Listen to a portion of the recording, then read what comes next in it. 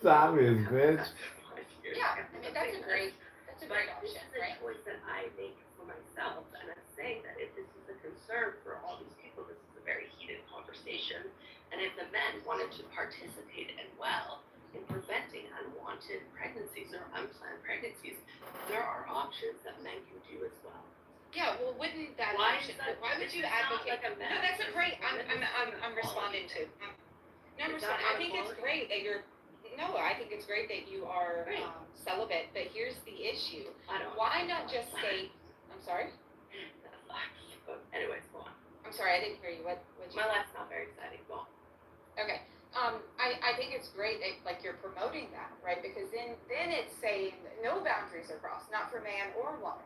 But it seems as though you're like, yeah, men take this, which again is gonna cause a lot of problems for them because they're being dosed at such levels No, that it's a a man very naturally low dose. doesn't. Ma'am, you do understand that it's more than their body makes, There are right? some- Do you understand that it's more than their body makes?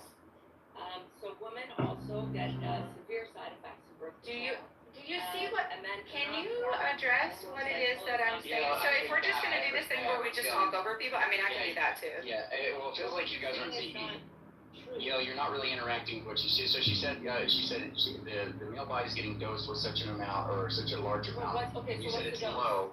What's the dose? It's more than a man makes within his natural body. Yes, and it's the same for women as well. I understand that, but the Well, that's point, the whole point of it, yeah. okay, so what I'm asking, so now we're back to the whataboutism. So are you advocating that men should be treated exactly the same way that women have been treated, but you find it abhorrent? No, I'm saying that equal rights, equal fights.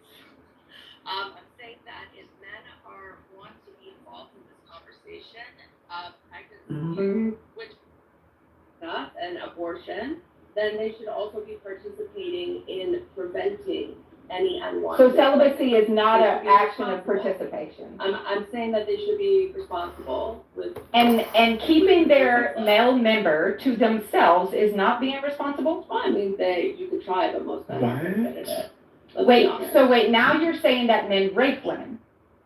No. Courtney, you sound like you don't mind your business and you're in other people's business. Like, y'all is. Hold on, Are you, We'll get are you done? Hold on. The concept that men and women, both people, that can abstain from sex is nice in theory, but the reality is it still happens. Men and women still have sex. Look around. That's Yes, why there's I'm so many aware. abortions every year, because So why wouldn't you just advocate for something? Why would you, excuse me? well, I'm advocate- advocating for birth control for men and women. For those who are serious about unwanted pregnancies, both partners, both sides should be working to prevent them. And No. you think the best, no, I'm still trying to understand Okay. why you think the best option here is dosing a man. And I'd love for you to drop the link No, for this, so ideally, that I know the People are nanometers, on birth control. or the, I'm sorry? Ideally, both are on birth control or using condoms, obviously, that's an important one. But ideally, It's both just a the men troll. and the women are. Why is anybody listening? Oh, no, Andre, Well, I just like to- no. She's She's not literally not a trolling. troll. Courtney's asking you to keep Don't- quiet. she's not a troll. I'm not trolling. Yeah, I'm not trolling at all. Okay. So, read Okay, that. okay, so, yeah, well, the bottom line is, so the bottom line is, Courtney, I think the argument, as far as I understand, is you're saying that estrogen is gonna be more harmful for the man than for the woman. No, She's it's saying it's not not. just a, It's not Oh, very harmful oh. for the men. oh, you do, so you think that, men take estrogen, they handle it as Yes. good as women do? That's Oh, hormone okay, therapy okay. that's being used for Yeah. decades. So you're not gonna grow breasts, right? Yeah. The medicine, in the medical world, yeah. Next caller, Hormone please. Therapy is a very Hold on, what'd you say, Courtney? therapy treatment. It What'd you say, causes it causes so many health problems, which she It does acknowledged cause by so many naturally health problems at a stating, very low what about us women and the birth control that we're made to take? We're not made to take it, I don't take it. You- It's I an know option. that you We're not forced to understand. take it. I know that I'm you not understand the advocating statement. that it's Why is it when I everyone asked you this, you naturally defaulted to whataboutisms? No, because I'm not saying the word. Just use the force. condom, what are you Add that in. talking about?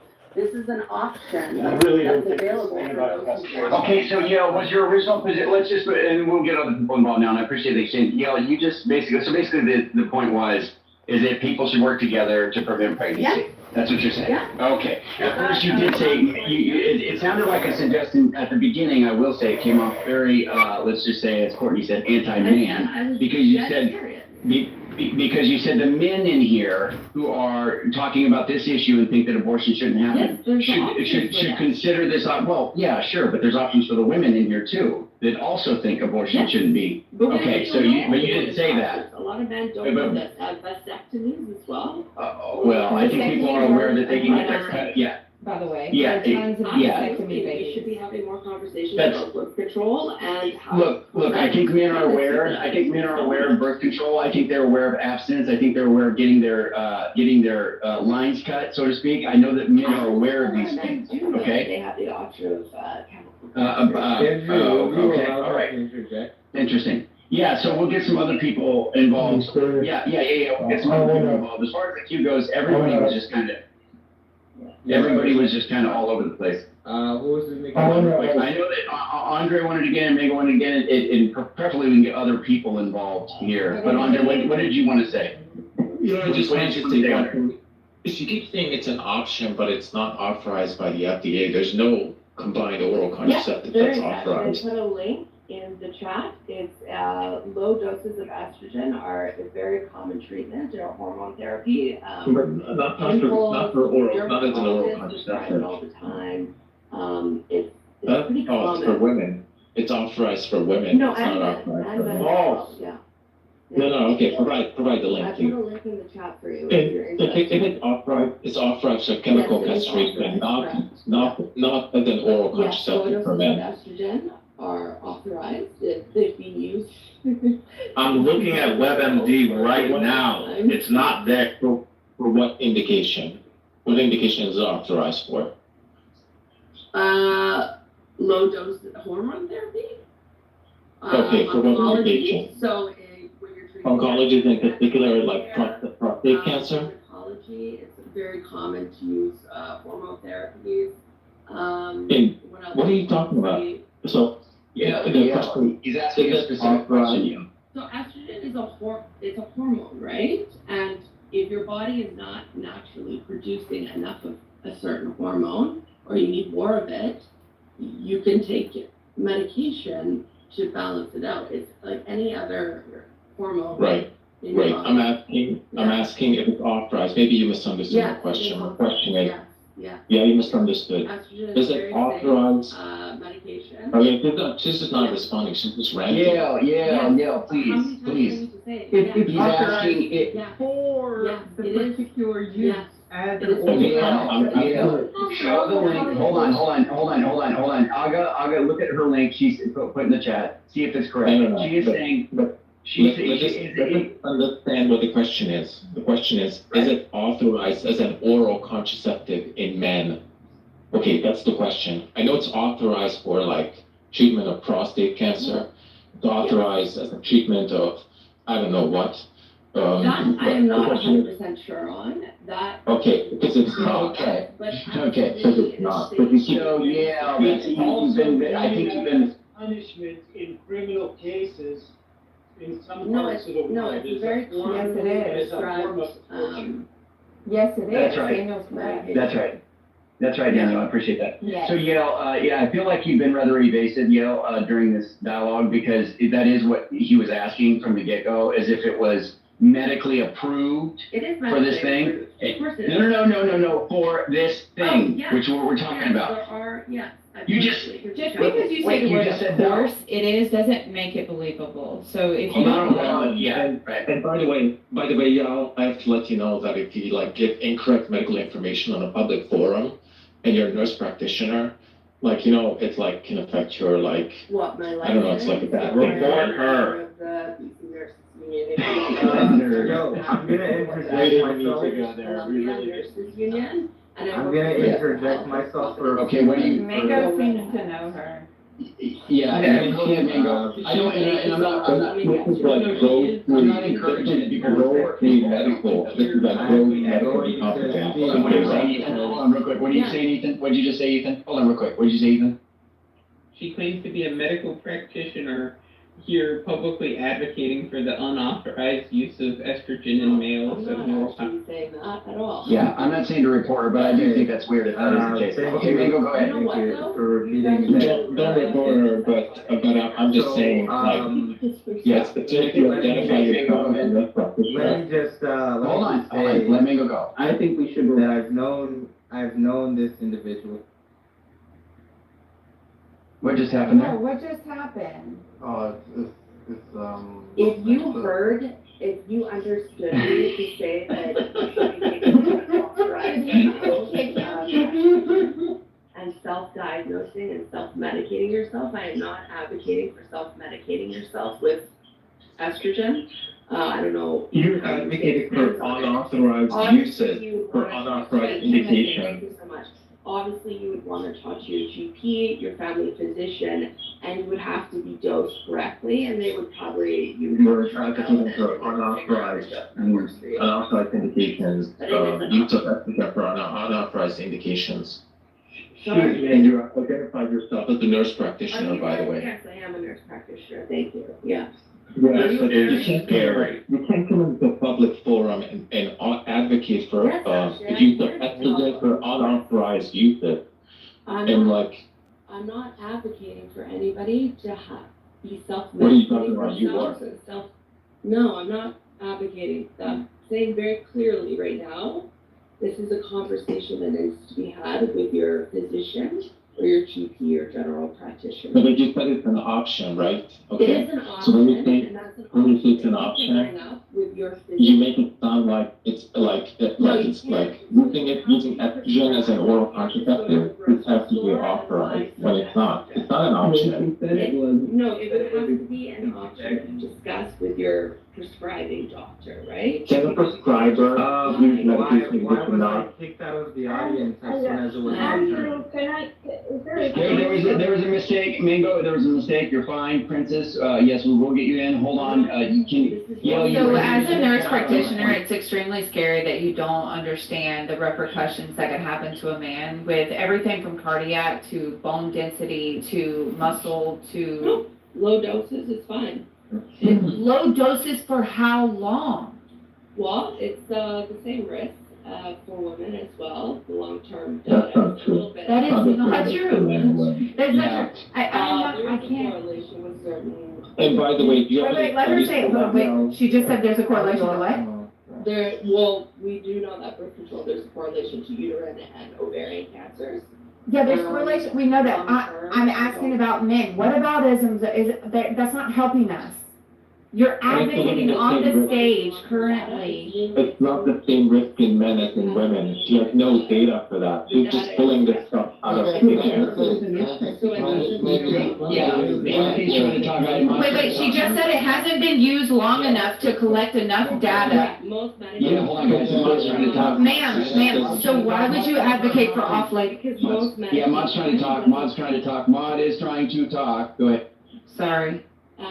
Ozempic. No, imitate, that's not you, yell, yell, No long-term. yell, please, yell. Peace be upon you, please, go ahead. I was gonna say, look, if she's just gonna make a series of like empirical claims and offer like no studies or support, it's just kind of a waste of time chasing your tail, right? Like we can just keep playing cat and mouse, but I just feel like the conversation would probably progress past. No, it's not, because the situation we're in right now is she's literally a nurse practitioner in the US right now. She doesn't understand that patients are indicated.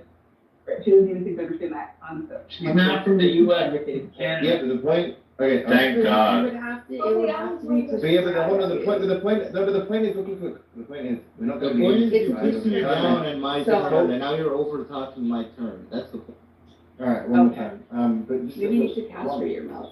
what I'm saying is, the point I'm making is that if there's going to be no kind of empirics to adjudicate any of the claims that are being made, so she's going to say yes it is, you're going to say no it's not. We're just going to keep doing that, and she's going to keep making subsequent claims and then other claims. It's just like, I don't know, Well, I see you it know- as being like very fruitful and interesting. So, It's gonna shock oh, the no. conscience of the audience, and everyone is gonna start mass reporting her. Or take exercise. Well, we don't. Okay, as of 2024, here it says February 26th, there's several other articles too. It says that male birth control is close, but it is not yet here. There's a jail that's 86% effective. In Canada, as far as I can tell, hold on, in Canada and in the US, as far as I can tell, it is not FDA approved for Look up men. chemical castration, okay? Yeah, We chemical understand what castration chemical is castration different. is. That's But you're different. advocating for a patch. It's a gel patch that they put on their body. It's, yes, correct. Okay, Yes. can I Yes. not actually, And okay. this is what Yeah. it is. Hold on, wait, can I just say, Yeah, Timothy, go ahead. Wait, BMOS, I don't know, has BMOS spoken? No, she hasn't. We definitely want to get B-Master and It's kind Princess. of like, She knows all. Wait, are you still That was talking? Yeah, hold on. Yes, give it. Yeah, give it. thank You you. got BMOS to have a go, and then Princess, unless someone wants to respond to something BMOS says, or she's directly responding to someone else on the stage. Hi, thanks. Yeah, there's so much that I want to talk about. I'm gonna try to be quick. Maz, I'm leaving this up to you to shut me down if I get too lost in my speech. Okay, so I think the abortion rate, when we're talking about the moral causes, it makes it very difficult when we insert the second element of having to decide where we stand on abortion, because then that would mean that there's going to be some sort of government interference. And I understand exactly where Yael, I think, is coming from. I'm sorry for pronouncing your name incorrectly. So I want everybody to understand the complexity first of that. It makes it difficult from both sides, pro-choice, to come over and to say, to be able to admit that if a human life, if the brand new human organism of, let's say, excuse me, hope you don't mind me using you, Hassan, you're the kind soul to let me speak. So Hassan, the beginning of his life, the absolute beginning, was when the egg was.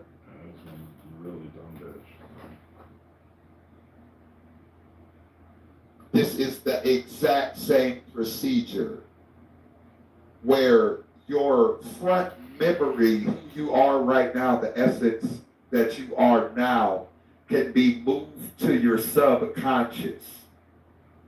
And there will be something that is programmed in your subconscious that will move to your pineal gland. This is a fact. Your government and your shadow government especially knows this very well. They have used these tactics on numerous serial killers that were placed out here to the public as just wackos. And the truth was that a lot of these guys, what Mr. Adrian just said, I think we need a very valid point that this gentleman just made, was what happened to the children that would, in these special needs classes, behavior disability classes, the Ritalin children, the children that were pumped up on 50 to 100 cc's of Thorazax, whatever it is they give you to take for split personalities and schizophrenia, bipolar, etc. So what I come to find out through my years of research is that sadly, a lot of these people fall through the cracks. They are ushered into private programs that have the remnants of money coming from Washington, but they don't have an exact paper trail. This is what lets us know that these things are organized and that there is an agenda, there is a program, and these programs have been being ran on the American people for now, I would say, the better half of a half a century. We'll go into we'll take it from the Third Reich until It's an entire generation of Black America, who many are crack babies, and so they may not be functioning correctly. Now, with that being said,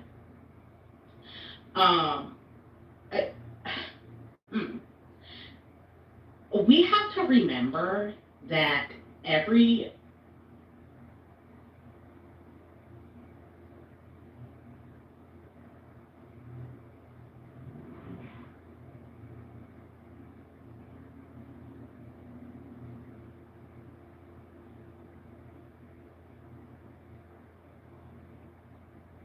women are in the United States, and then how many women we're going to give it grace, we're going to say up age, so 18 in last year, right? It would have been less than 1% of women are getting abortions. So that's really good. I think that's really good. I think that the percentage came out to like 0.7 amount of women that are childbearing age are getting abortions. So first of all, that's really excellent. So now we just have to keep going with that. Like, what are the things that are preventing or stopping or encouraging abortion to continue?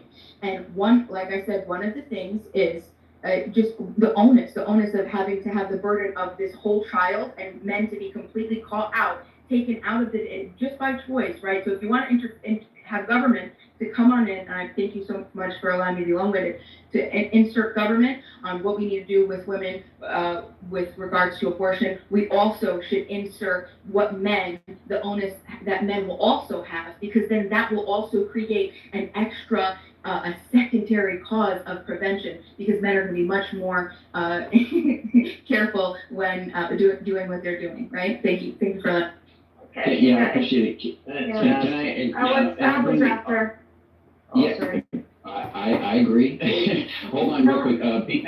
Yeah, you're fine, Chris. You've been waiting patiently. I'll get you in. I just want to say this real quick, B-Master. When I gave this statistic that I gave, it also said that is an increase, and it's the highest increase that we've seen in 1 year in over a decade. So, I don't know that that's, quote unquote progress. I think that's a problem. And this is, since the overturning of Roe versus Wade. So I don't, I'm not sure about all that, but I do want to say, there, Andrew. yeah, so that, well, yeah, there's something, no, I agree. There's something that can be said there, but, and I think, there's a lot that I could say about that too, and I'm not sure what your position is, Daniel, because I could take that two different ways. But I just want to say, B-Master, like when you say that you don't, without bringing religion or any of our religious convictions or anything into it, I think you are a Christian, so I don't know why you wouldn't want to say, and I appreciate you trying to meet people where they're at and have the dialogue on a scientific basis, that's fine. But to me, it seems like your religious conviction would necessarily inform your position on abortion.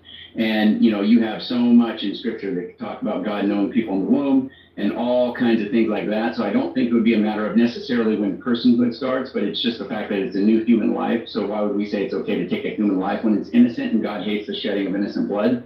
I think that's a pretty clear scriptural message. So I'm just a little confused about like the approach that you want to take, but that's fine, and I do appreciate you. If you want to respond, you can, but I do want to keep it over to Princess. Very quickly. I was an atheist. I was a Christian Catholic, and I was an atheist. And so during my long time as an atheist, I was able to develop my moral principle, my moral code. I was able to figure out how society should be formulated based on a moral code that is independent or completely independent of God. So we remove God from the equation. So now that I have gone back, and I wouldn't consider myself a Christian, but now that I've gone back into religion, I've sort of Pascal wager it at this point, and that doesn't even matter. The point is moot. But the underlying point is, the highlight is, my moral code is purely dependent on dependent upon a subjective moral code that I've been able to formulate. And so I think that at that point, we'll all be able to make agreements with irrespective to religion. And it happens to be, yeah. Okay, my bad. I misunderstood you. I thought you were a Christian, and so because of that, I thought you would be going by the book, so to speak, and then I would have more leverage with you on that. But since you aren't, that's perfectly understandable, and I appreciate all you said. Princess, go ahead, and Daniel will get you into. Put me in the. You too, Mohammed. But go ahead, Princess. Yeah, I think she brought up some really excellent points. Like, the thing is that I think that there is multiple factors at play, right? Like, there's the government, right, that defines the law, right, the Roe versus Wade, and then you have science that defines when a human brain, I think, or I don't know how they define it, but when a child becomes, an infant, whatever happens in the womb, that's science and stuff. And then you have so science, and then even, abortion as well is also a scientific invention, right? My thing is, like, people don't seem to understand that there's a great deal of suffering. Like, and it wasn't even so long ago that a lot of women died giving birth. And when women wouldn't have access to abortion, they would do really horrible means to do it. Like, I don't know if you guys know about using like a coat hanger. Like, people would find, or they would drink bleach. Like, the people will find other ways, right, of doing this, because there's also a lot of shame associated with a woman, getting pregnant and not having a father, a father pregnant, present, which is what we call a bastard child, right? So that's even in religion, right? Because that was even what was associated with Jesus Christ, right? Like, people saw him as fatherless. So anyways, so these are different mechanisms. My thing is, really? a lot of Everything scientific you said was inventions totally wrong. were created to try to alleviate human suffering. The problem is that they can contribute to other things, right? Because it's not natural, right? Whenever you have a conversation with somebody, the way it somebody completely intercepts keeps is saying really right, interesting, right. because it ends up, manipulating the people's population, right? And it makes people have choices. Like, the idea that, well, I won't have kids right now because I don't have money to take care of them, but I don't mind, hooking up with different people, But even, so people talk about abortion, but there's another manipulation of people's population, and that's Viagra. That's the way men have been allowed to manipulate, by extending. And I don't understand why that invention should be made for women to extend, because we would have more time for women to have children, right? If the goal is for us to have more kids, right? Rather than men, because men are sleeping with women that have, protection and so on. So do you see how it doesn't make sense that they extended the men and not the women? Because we're having a problem. Sorry, I just clarification. Yeah, I'm confused on what you mean by extending by Viagra. What would that have to do? Yeah, what does that have to do with? Sure. Right. Okay, women can get pregnant. I mean, I don't understand what. Well, that was getting to my point. Yeah, okay, go ahead. I think there's a lot of confusion there, but go ahead. Sure. Men are actually extended even without Viagra, right? Like, because I think men even without that can have kids a lot longer than women. But okay, my last point though, and that brings me to my point, and I put the article in the chat, right? So science is bringing a new invention in, and this is called self-fertilization. So they're turning women into some plant photosynthesis type shit, and so women are now going to be able to get pregnant on their own damn selves. So I put the article in the chat. So this is going to be a game changer, because not only will women be able to, use birth control, but they will be able to just have a child on their own without men. This is going to cause chaos and mayhem. I don't know where they're going to really?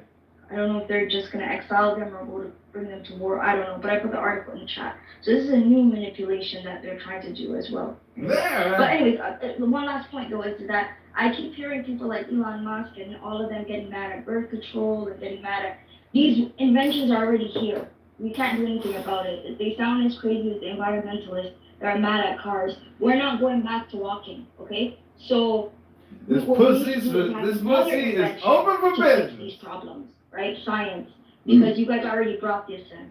I'm so confused. Can I, yeah, there's a lot of, Princess, can I just ask what is your position on abortion? Like, it's cool, Princess of the United States, or whatever country you reside, that you're presiding over, and you are the judge, jury, executioner, a woman wants to abort her baby, what do you do as the law? What do you do as the law? I think that in a secular country, women should have access to abortion, yes. Okay, is there any cutoff? We'll get you two more. They shouldn't be able to have it multiple times, because I know people working in healthcare, there's girls who should be, people should be investigated in situations like that, right? Because it's not supposed to be birth control. Sorry, what do you mean else by cutoff? What do you mean? No, is there a gestation period? Is there during the growth of the fetus? Is there a time in which you say nope, not allowed? Yeah, so I don't have a science background, so I don't really understand that part. So I would like to hear other people on that part. I don't understand that part. Thank I hear you there. Yeah, and when you say multiple, one last question, follow-up. When you say multiple abortions, then that sounds like you're giving some moral consideration to the fetus. If prior to the cutoff time, whatever you think that is, that it's perfectly acceptable to abort the child, then it really wouldn't matter as long as they kept it under that time. Unless you want to say that there's some kind of moral relevance in them aborting this clump of cells, as it's demeaningly referred to. Yeah. If you want to say that there should be like a cutoff on how many times they can do it, I find that to be intention. So do you view, before the cutoff time, do you view the fetus as being something of moral value? I do, but because it's not my fetus, I can't do anything about it. That fetus has moral value to me. But yeah. Okay, it does have moral value. Okay, so but by the same token, the question earlier was asked that, like, if you were to compare that to other situations where you could say you have moral value for someone else's infant that's grown outside of the womb, and they want to chop the infant's head off, you're not going to be in favor of them being able to do that, right? You would think that that's something that So if you're willing to, by force, princess, you're the queen of the country and you have a law behind you, you can pretty much do what you want. You would break down that door and stop the person from chopping the infant's head off, correct? Yes, but I'm also against physician-assisted suicide as well too. There's certain societies that they're doing some Frankenstein stuff. This is why I'm also I agree. There's a lot of I agree. No, I agree. Yeah. No, trust me, I'm with you. The technology and stuff is advancing, some creepy, gnarly stuff is coming up, and it brings up a lot of questions. But what I'm asking you there, though, the specific question is if you are in favor of the law breaking down the door, stopping the person from chopping off their infant's head,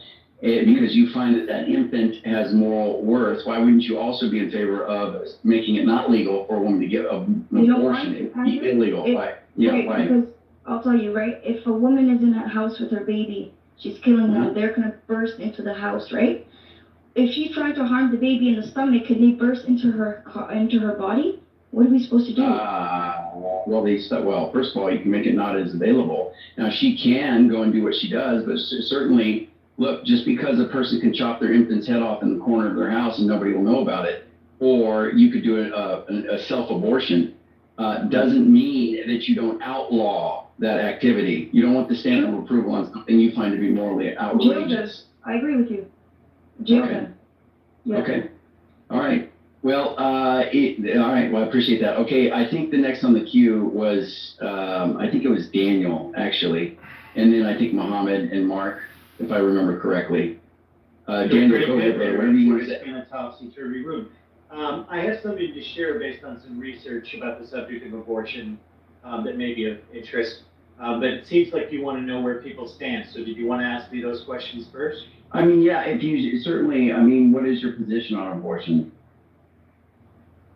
So my position is that at some point during the pregnancy, the interests of the state on that unborn child begin. So I'm very comfortable with what used to be the Roe v. Wade situation, and what's proposed in the ballot for November in Arizona is the same as Roe v. Wade in terms of time length, and then still beyond that, if the life or the health, not just the life, but the life or the health of the mother is infringed, it can still be performed even after that. That to me is what produces the result I believe it's possible that you and I would agree on, which was, if possible, we want to have the least amount of abortions possible, by whatever methodology, by whatever policy or not. If one experiment produced this much and one experiment produced that much, I think you and I would agree we'd want to go with whatever produces the least amount of what you would call murders, what I would call abortions. Yes. I would think we could agree on that. Yes? Yes, actually, yes. I've been more persuaded that as of late, that even if I want to take a stringent policy, see put in place, if it is the case that I have to compromise on some things to prevent actual murders, then yeah, I would be in favor of that. So I'm with you there. In light of that, great. In light of that first agreement on this topic, I've done over 100 hours of research and conversation between people on opposite sides of this position. And it seems to me that one of the things we ended up figuring out is wherever in the world that it is legal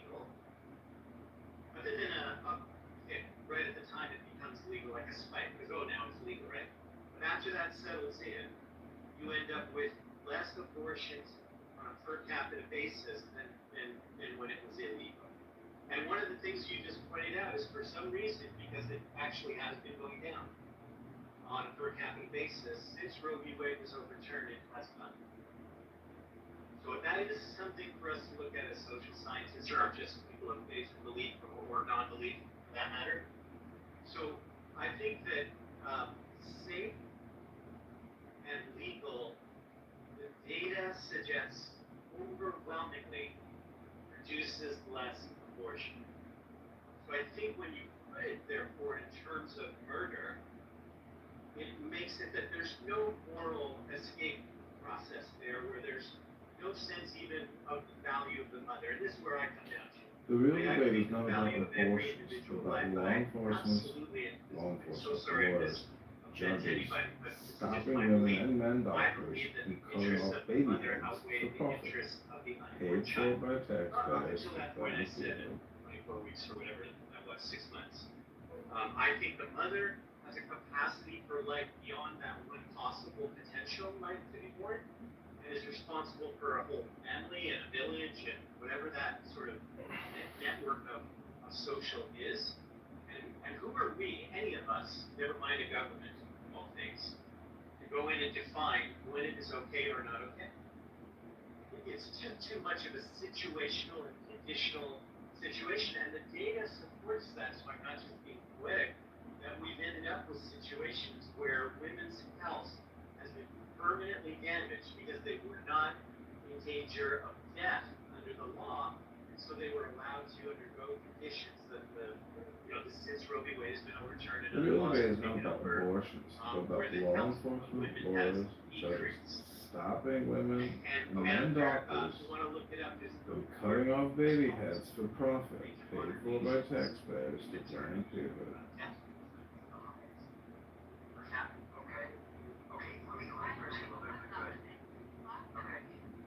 I don't know if you're talking to me. If you're talking to me, yeah. Well, I don't know what you think I'm laughing at. If you think I was like, well, I'll say this: the replay's on. And if you think I was laughing about some point like that, you're mistaken about what I was laughing about. But it certainly wasn't. Things going on at once. You did think I was laughing at some point like that. Yeah. But Daniel, real quick. So if I can press you, if you don't mind. So a few things, and I appreciate the amount of time you spent on the abortion issue. I have spent quite a bit of time on it myself in various aspects. So if you don't mind me asking, you don't have to answer, but it does help me a little bit. Do you believe in God? This is my answer to this question. I don't know, but I absolutely know that I can say it the answer in my life. As I do know that there is a God.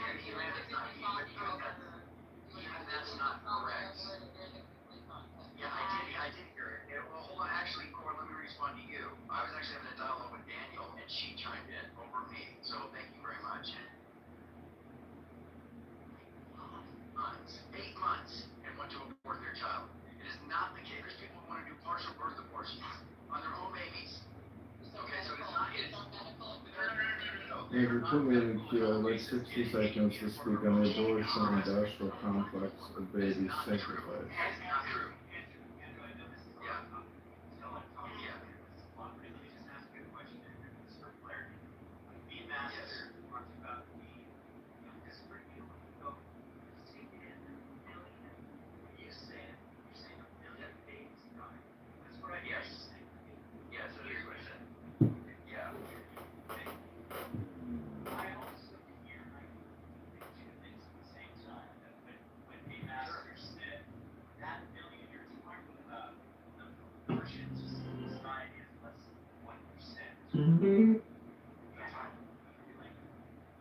Right? And we're always trying to improve. None of us are perfect, not societies or human beings.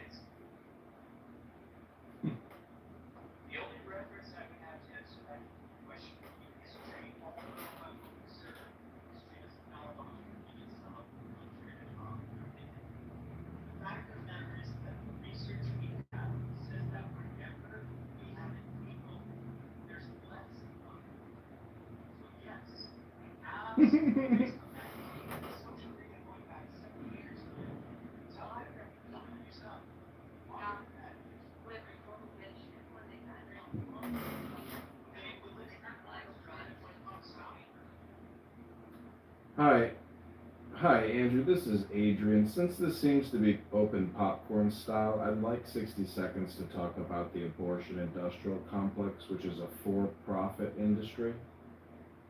Popcorn, Adrian, it's not open popcorn. It's not open popcorn. You just hold on. I'm talking to Daniel. We will get you in. Yes. No, you've been very patient, Daniel. Go ahead, buddy. Okay. I just want to say that it is for us to gamble on belief. We live in the 21st century.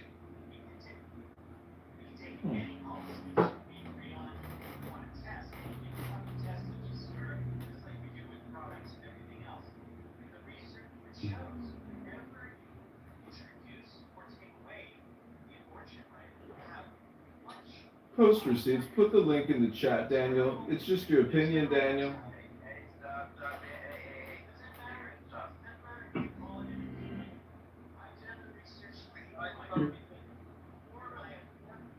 Opinion, and I look at data to inform me, and I'm saying whatever your opinion or my opinion is, let's test it. See, you want to test it? Remove Roe v. Wade, then watch what happens. If here in America has improved since Roe v. Wade was overturned. If you do, you're not looking at the data. Within our time, numbers they did before Roe v. Wade. This is what I say. The mother to me is more valuable in life than the unfortunate. I'm going to that opinion. I don't think the government should make that decision for me or my family when I have to be involved in such decisions. I think that is too. But the government is making that decision for women right now. One second. I just, what is the thing with that? Like, it's already kind of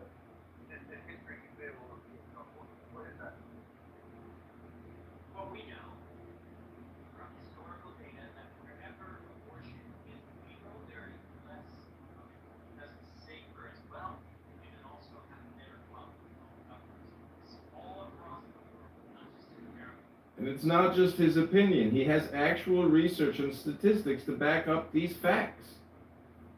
Yeah, I mean, he's saying I'm sarcastic, but do you actually have? Yes, sir. You can go to start from the World Health Organization. Ah!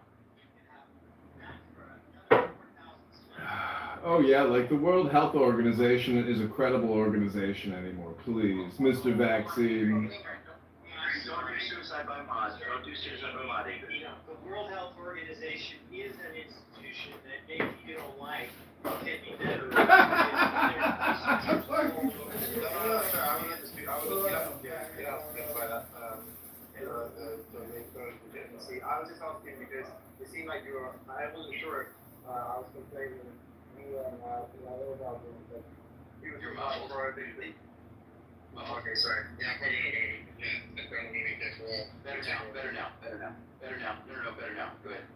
So so you're saying this thing, you're just saying there's clear evidence that predicts that if there were some ban prohibition of abortions in America, that the amount of abortions, let's say 100 or something, would increase. Do you think you have good reason to believe that based on history? Based on the past. I mean, I'm always looking at improving me setting something precedent in the future, like I'm not an idiot, right? But I'm saying based on the research of the past, that's Just keep in mind what's being said here, Emily, because I'm curious what you think. I know your position, but I'm just saying I'm curious what you think here. So, out of whatever the population is right now in the United States, right? We're saying it's a small percent, whatever, that's fine, of people who are seeking these abortions, and we have repeat offenders, as I might call them. But here's the thing: what's being said here is that 1,037,000 abortions in the United States in 2023. That if in 2025, starting January 1st, there's a blanket ban in every state, that it would be over 1 million, or at least 1 million, by the end of 2025. Do you find that to be plausible? And I understand we could, yeah. Do you think that that's something that so in other words, there's no Planned Parenthood there's no facility that will facilitate an abortion, that women are going to either go out of the country or perform their own abortions. Do you think that makes sense to say? Let's face it, out of the country is not affordable to most. No, I agree. Listen, Daniel, I was just trying to be as charitable to the position you're taking as I can be, which is that seeking, we'll even include out of the country abortions. I'm saying, let's say all of them, right? Wherever they get them, residents or citizens of the United States, wherever they get them, however they get them, the bottom line number in the end is going to be 1 million or more. Do you think that that's plausible, Timothy? I'm not even saying about the data. We can look at the data, but I'm just saying, do you think that that's plausible? Timothy. Okay, well, we lost him. Mark, I know you wanted to remember. I'm sorry. Your civility often gets you penalized. Government, I can yield my time anyway. Oh, darn. Okay, well, we're going to get you in, so please stick around. Timothy, do you think that's plausible? I did ask you. Did you hear what I said? My question to you. Timothy, peace be upon you. Okay, so we'll let that be. I guess, Daniel, then I would just ask as a follow-up. So 23 and 6, what is the difference? What's the relevant moral difference, or the relevant difference that you want to say that 24, okay, granted rights, 23 and 6, no rights? What exactly happens in that term of the 24 hours? Or let's just say it's going to happen at, let's get it right down to the minute, okay? So 11:59 p.m. Let's just say Pacific Standard Time. Doesn't matter where you're at, but 11:59 p.m. abort. How much brain damage can one man suffer, yet still hold abortion wounds?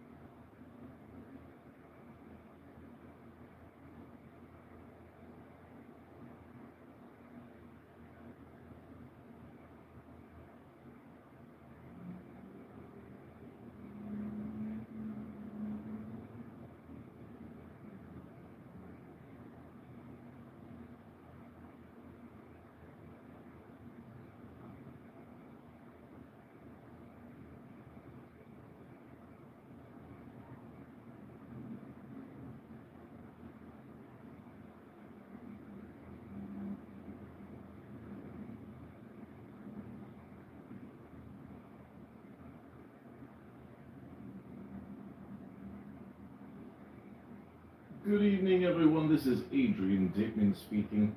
Just wanted to let you know that Clown House is really Clown House. People have been repeating themselves ad nauseum for years, looking at every argument from every angle, making up angles. This app is a bunch of morons. Self-deluded hypnotists, mostly political partisans, hoping to engage in information warfare and accumulate some type of power. But the truth is, no one here reads books.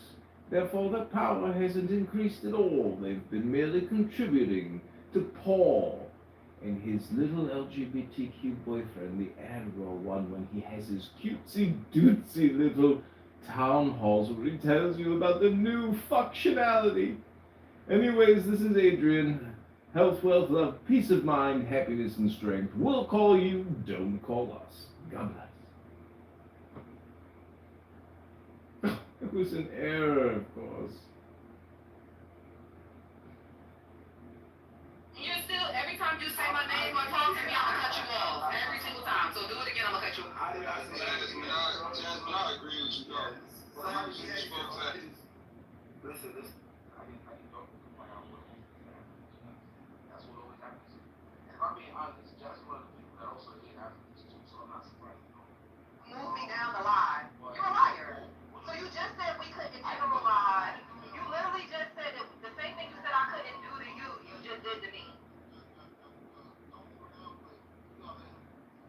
But no. I'm going to respond every time you say my name then. I'm going to respond. Apparently, you're not a racist if you hate black Africans, but if you hate black Americans, then you're a real racist. You see, in terms of negronology or niggernology or whatever kind of ology it is that you're... Alright, real quick, you just set the rules. Listen, no, somebody might judge me, but hey, listen, nobody's above the rules of nobody's bigger than the program. So if boss can say my name, he can say your name. You can't cut him off because he's saying your name. Like, nobody's bigger than the rules. And so just let him say your name, and then I'll let you respond. But you can't cut him off if they said your name. Alright, boss, see you then. You know, some people don't like to operate with a bit of coup. So, I understand. And particularly in here, too, a lot of that happens. That's why I pointed it out. And I knew that we get in the uproar and kind of skew away a little bit. But I just felt like it was important because I'm like, this is the perfect opportunity for y'all to see it. Right? Like, well, fuck her. Let me speak on the topic. Black on black hate. Do black people hate each other? Or hate on each other? Absolutely. Like, we're still, be honest, black Americans. Oh wait, sorry, before I even get to that, I want to talk about that African and this thing and whatever. Black America. Hold up.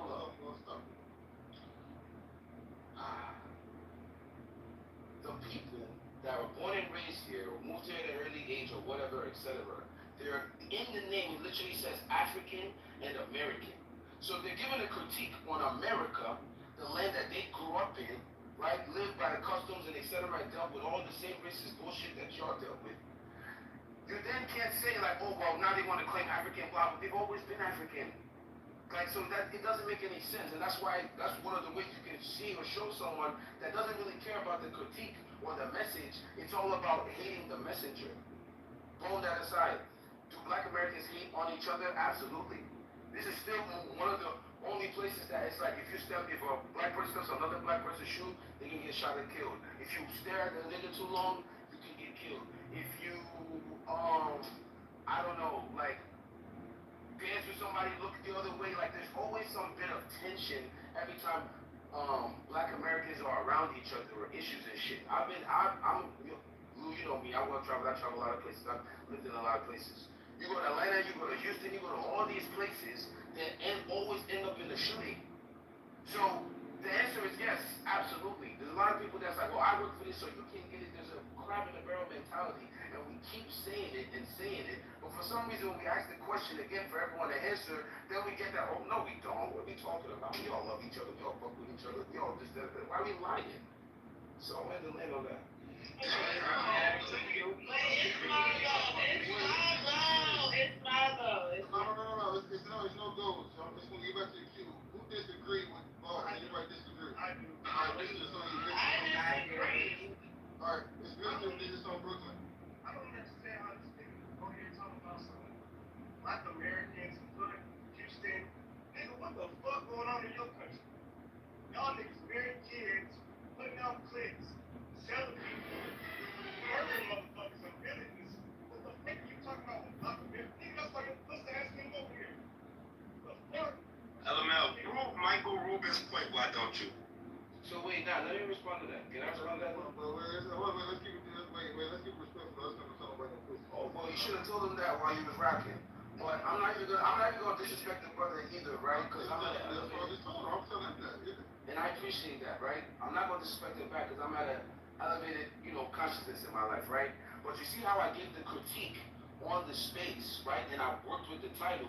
And then instead of him addressing my points and addressing the title, it then became a personal attack about you and our country and coming over here and people over there doing this and doing that. If we're talking about the title said Africa, we can do that.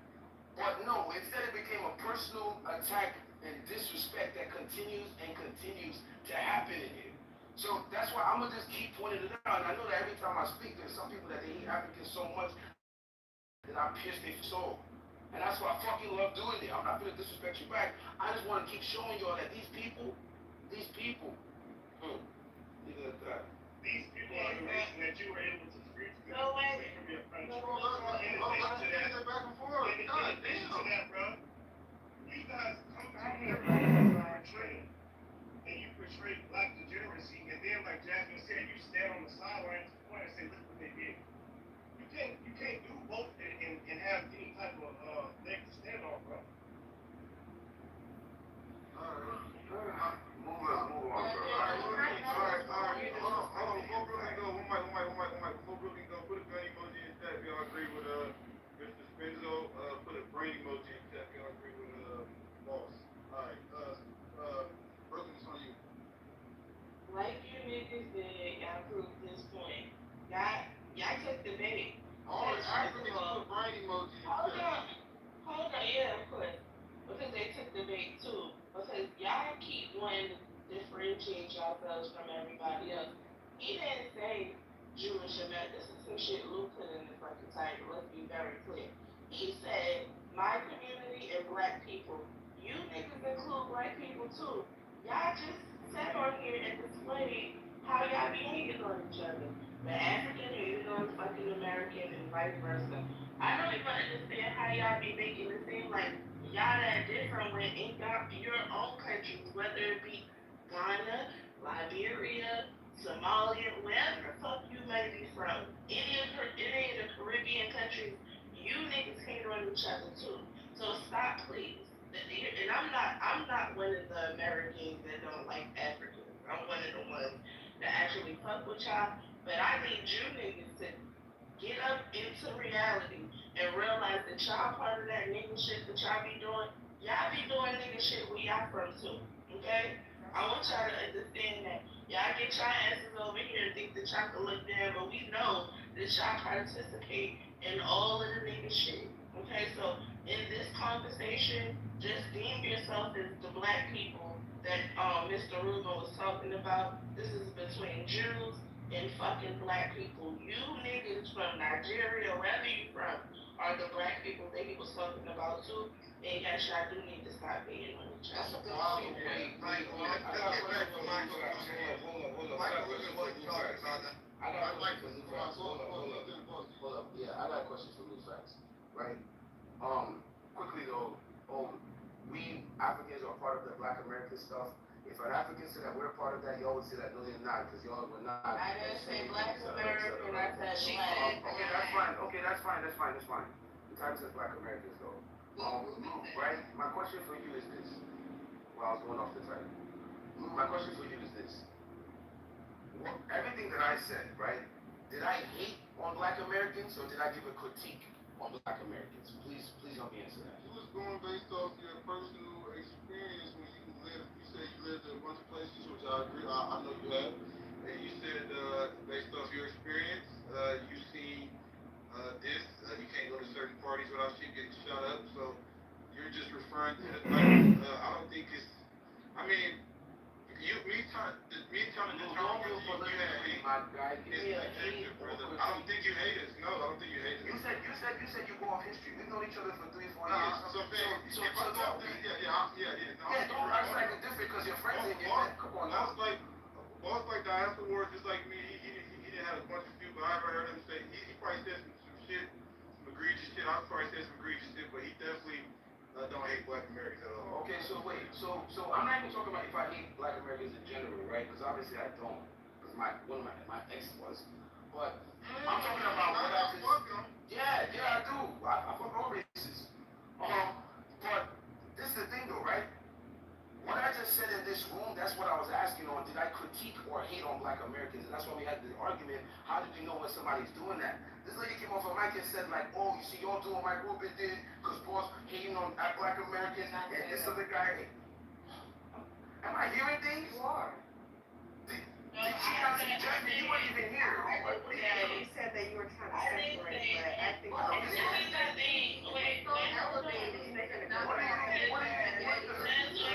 I think so much closer to the African. If you like me, say that. But I was talking to Brooklyn. I was talking to Brooklyn.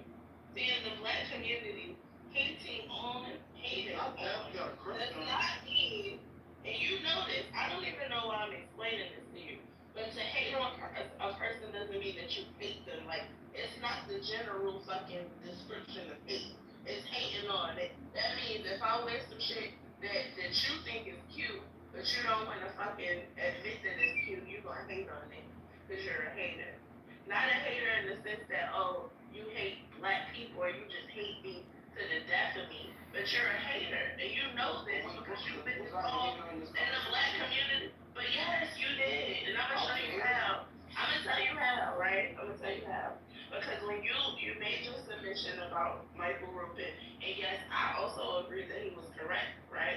But then you turned what a Jew said into a diaspora one. That was some hating that shit. You made it about, oh, the Nigerians and what the Black Americans did to the Nigerians and this, that, nigga, that was some hating that shit. Whether you, and I don't know if you was, I don't know how long you've been involved in this Black American country that you've been in, but I'm sure you've been involved long enough to know when a nigga is hating or not, and that was some hating that shit to do. Okay. Period. Hold up. Let me that's what I'm saying, bro. Let me, because I'm gonna have to get off the mic. I don't get it. My name, but don't hate it. I called Wednesday. What are you talking about? But listen, right? Now I'm hating on Black Americans because I made that statement. That's why I prefaced everything I said because I was gonna leave it, but I could not turn a blind eye to the fact that, especially in this room, and I've told you this many times. We joke about it, we kiki, we talk about it because I don't be tripping about what y'all be saying because y'all have to live with y'all listen me, not me. But I keep saying that. Every room that I've been in here, there's a bunch of African hate that's spit on stage. A bunch of it. Plenty. And anytime an African says something, it becomes a whole like, oh, well, you African and y'all country and y'all be running over here and y'all need us and y'all not the same as us and blase, and it becomes messenger. And then as soon as this Jewish man speaks his piece on Black America that's not even Black at all, it's like, well, it's not about the messenger. We gotta be cool and calm, guys. Let that man finish. We gotta chill. We gotta, be that. Like now, we gotta have some fucking cool. So I just pointed out the hypocrisy. It's not hating. It's facts. That's why I said that wasn't a fact. That was a lot. Absolute fact. Jasmine said it perfectly. Alright, let me get some responses. Alright, so this is my thing, right? Now, I do think when the critique is in good faith, right, you gotta take heed to it versus somebody that comes in bad faith. So if you got a history of hating Black Americans, or you've been taught to hate Black Americans, and you try to hide your hatred behind critique, most Black Americans can, smell that shit, right, from a mile away. Now, there's another aspect that we haven't talked about. So, alright, so when people give me advice, right, so let's say I'm broke as a motherfucker, right? And then there's one person that's broke as fuck trying to give me advice about getting out of my situation versus somebody that has wealth and came from nothing and came up and became successful and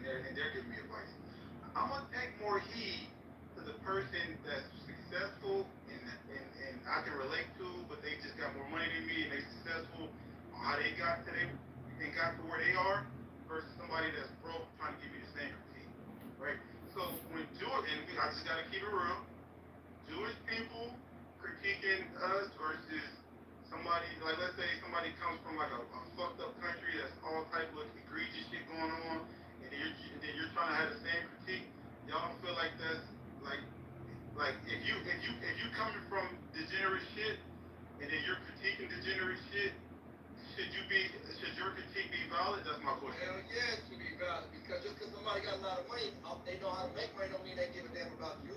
Wait. We're talking about getting it. All right, we talking about, all right, because obviously I don't disrespect money, I respect morals.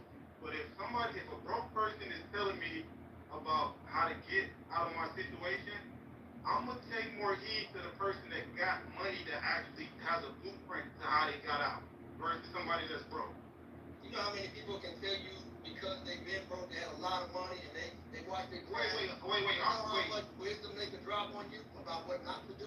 I'm talking about somebody that never had it. Wait. I'm talking about somebody that's broke, never had it, and trying to tell me about another broke person on how to get out of my situation versus somebody that come from nothing who got it out. Who are you going to listen to first?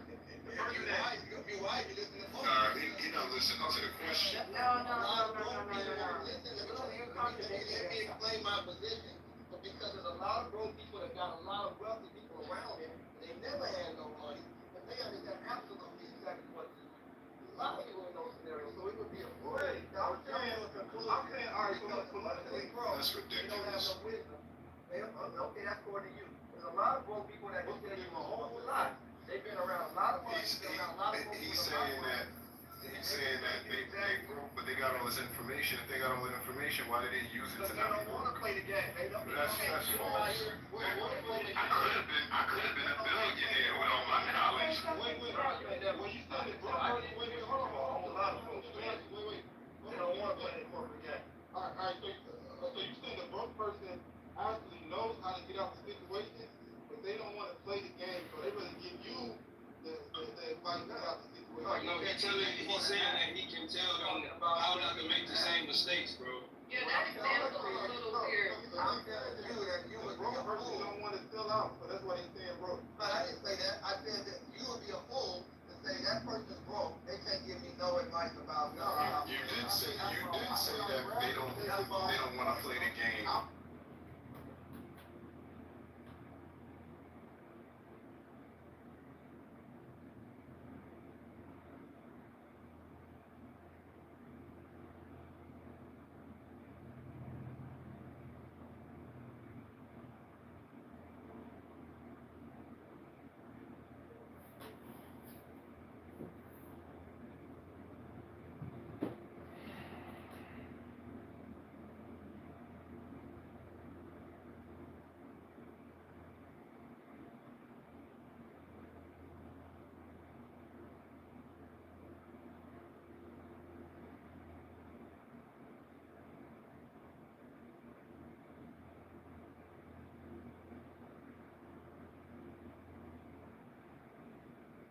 Okay, this is on.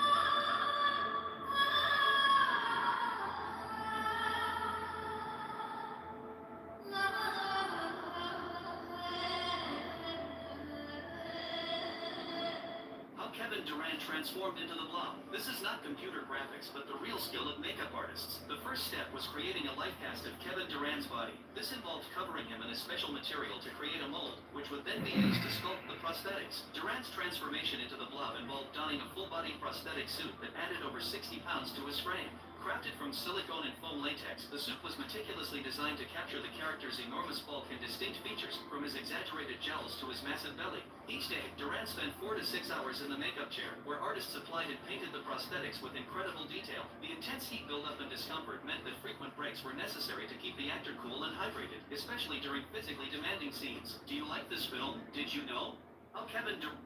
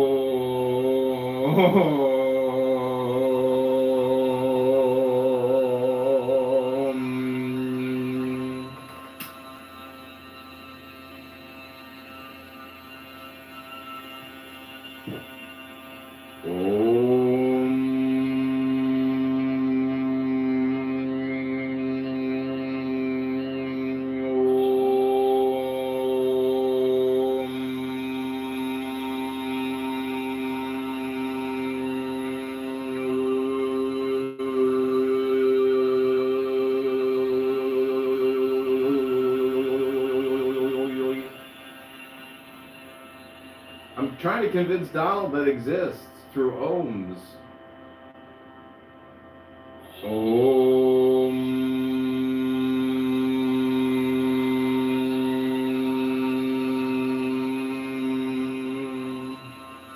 If this doesn't do it, nothing will.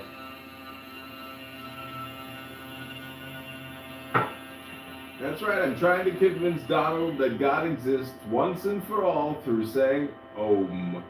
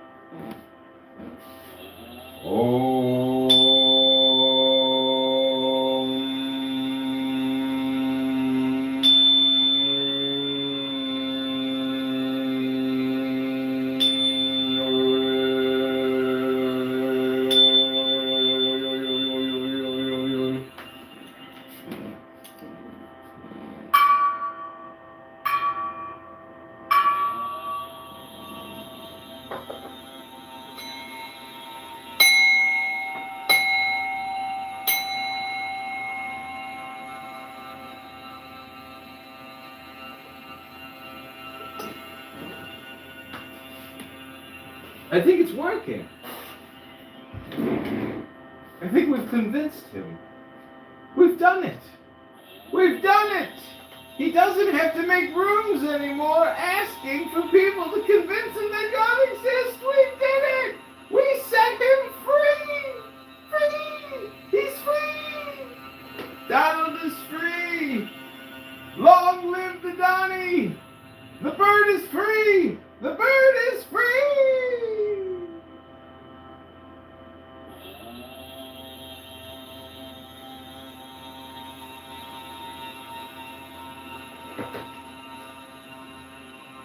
How does it feel to be free of yourself, Donnie? You're free!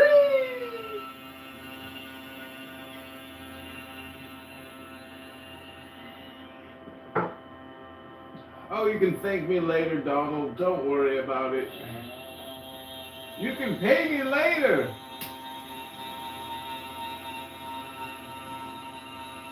But we did it. Everybody else, sorry, I know you guys were trying to do it, but we got it done. We beat you to the punch. We freed Donald. We did it. We convinced him. God exists. God is now. God is joy. God is love. And so was that chicken sandwich I had for lunch. It was delicious.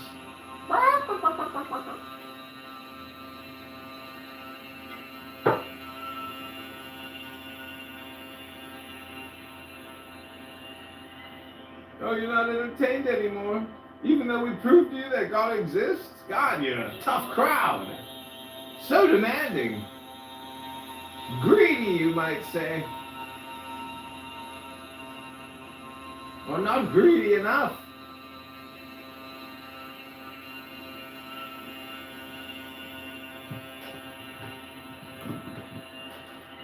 Hello? Hello? Is this thing working?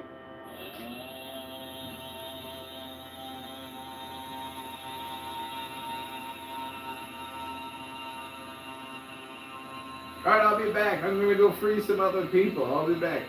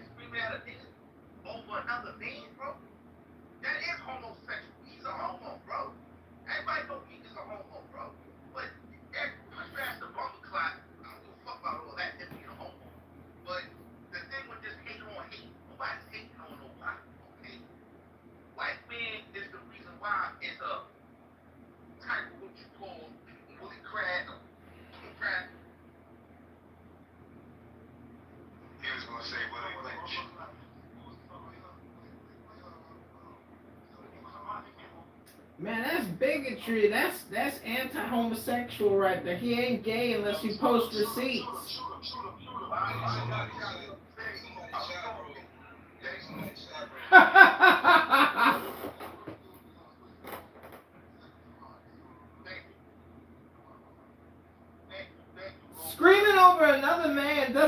you're gay, even if you're flamboyant.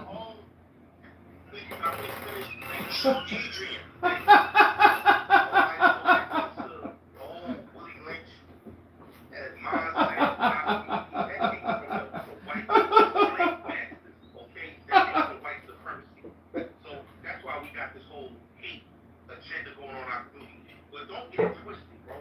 You know, that 600-year curse. So all that talk about we hating on each other. This dude killed me. We just speaking facts and we just calling out sellouts in our community. When it comes to Jews, the Jews need to focus on their community. Stop running around saying they're Jewish, because they're Jewish. They're not Jews, they're Jewish. Okay? And when you got Michael Rubin needs to focus on his community. Don't tell black people. He needs to not do this. You're not listening. I don't know why y'all do this every room. I said that's what you can do. Let's not do this. This is the real Jews. Nah, that's cool. All right. I'm not doing that. But like I said, Lou, Michael Rubin needs to focus on his community. I'm tired of white people always butting in our business. Mind your goddamn business.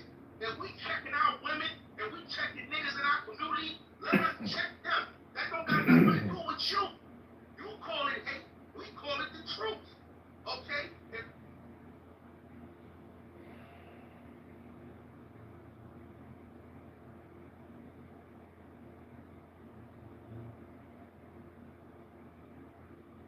What is a lie? Yeah, define lies.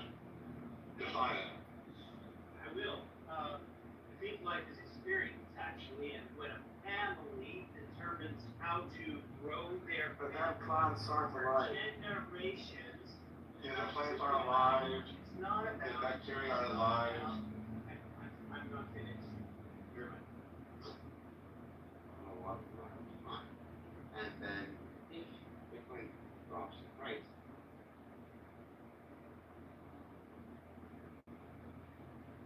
Right now, put a brain emoji in the chat. No, I ain't hate, it ain't hate, Lou. I ain't gonna lie, Buzz just convinced me. Speak up. No, you gotta, hey, but look, you gotta, you definitely got a point, cause, the fact that, he papers for people in Africa, Asia, no, matter of fact, I'm pretty, now you dead ass wrong, matter of fact. Stick the jaw in the mouth. Meek Mill, literally, he's the only rapper, one of the few rappers that partner up with Michael Rubin and got police reform, probation reform, sentencing reduced. He got a, wait. He got a bill passed. So we talking about, wait. Michael Rubin is actually an ally of black people. Now, he said some dumb shit, I definitely disagree, right? But in terms of Meek Mill actually do, I don't know a gangster rapper, wait.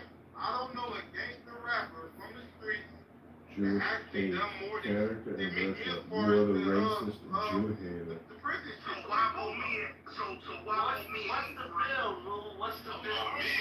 Nigga, what? Hold on, Boo. Why is Mumia not free? If me cares so much about social justice, why he ain't free in a political prison? I don't give a fuck about drug dealers getting free. Why Mumia ain't free? He's homeless. That's a brother that's innocent for killing the police when they told me they kill the police. Why Mumia ain't free? If me care about the black community. Until somebody tell me this about the black community, I don't give a fuck about what he's doing for drug dealers and all that other bullshit. Anybody can do that. Alright, wait, somebody has me. Somebody has me. I want to say something. Alright, let me respond. Wait, before Dean goes, you read the bill. Because this is important. Because me personally, right, I care more about people's actions than their words. So if you got a Jewish dude, whether it's a Jewish dude, an African dude, an Arab dude, if he's helping getting bills passed for black people, right, I'm gonna always look at the actions before the words. Now the words do matter because I definitely feel like he overstepped his boundaries, but I don't agree with everything he said, but he said some valid points. But if we're reading just the actions, right, let me just read this bill. Alright, so it's called the, alright, I'll play the video too. it's the Reform Alliance. Let me say what I want to say first. Who's that? That's me. No, hell no, you just wait till I'm done. No. You better be submissive, just shut the hell up. What's going on? Okay. I'm just wondering. All right, Daphne, you want to go do Just a quick thing. So if Meek Mill say he is allegedly gay or bisexual, if he's getting bills changed, why do we care about his sexual orientation? Exactly. You're not nothing. If he's such a dude to help the black community, I commend that. What? Helping the black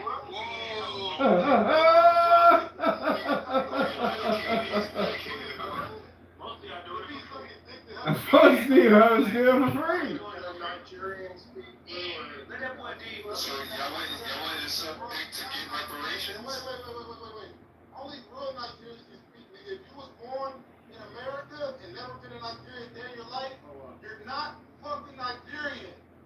I thought you was assimilated. You don't follow the black American as This is a newly discovered species that's boggling the minds of scientists and cryptid researchers. video is shocking. Just in their diapers, sitting on a busy website in the middle of the video is shocking. Two toddlers just in their diapers, sitting on a busy Oh yeah, Donna. All right, let Dean go and then Donna, then I'll read the bill after. Greetings. First, I want to applaud Meek Kwame Mills.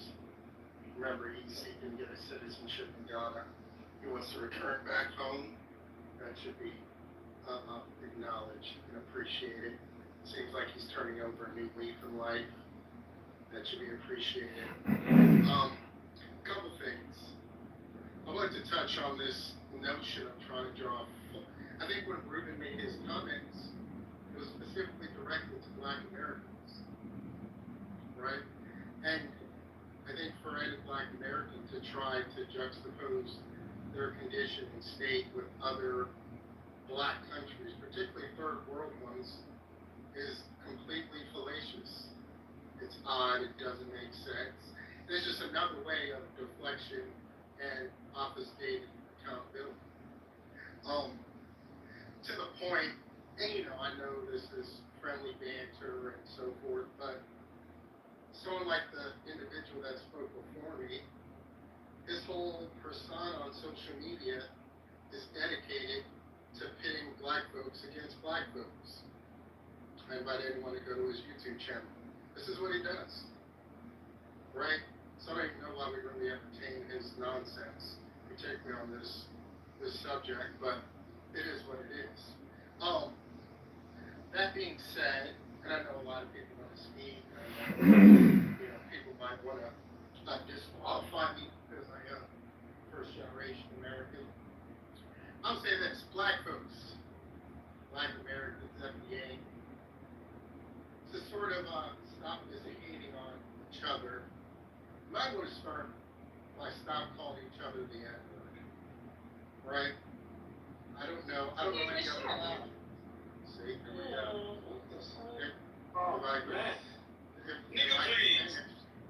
If I could finish, I don't know any other community, ethnicity that took a pejorative, a derogatory term, and allegedly transformed it, and now it's a term of endearment. This is lunacy. People know the origin and how vile that term is. They wouldn't let it leave their lips, particularly against their loved community members. When we see this in the Black community, I think the psychology behind that is indicative of what Mr. Rubin's speaking about. But I know. What's the psychology behind you not being in Nigeria and being in America talking shit? What's the psychology behind that, Dean? I can tell you. Expound on that psychology? Why are you not in your motherland if you love it so much? Can you explain that to us? What does that mean? No problem. I'll explain. Number one, because this country particularly aids in the raping and pillaging of my country and the majority of the ones on the continent. So I would love, the rapist? if I could, is that what you do? So you're is he a Caucasian? Contribute to the raping? That doesn't make any sense, Dean. If I see somebody raping somebody, I'm not gonna go and give them $5. That doesn't make any sense, Dean. Try again. That's some fucked up psychology. Okay, if I can. Caucasian, is D Caucasian? Hold on, bro. Because you claim to be York's son, and we don't even. No, I know who you are. I can't lie, I agree with Mickey for once. Like, that wouldn't make any sense. Luke, can I finish, bro? Finish, but I'm tired of y'all being on black stages talking shit about black people. Get the fuck out of here. Like, seriously. Never say shit about black people.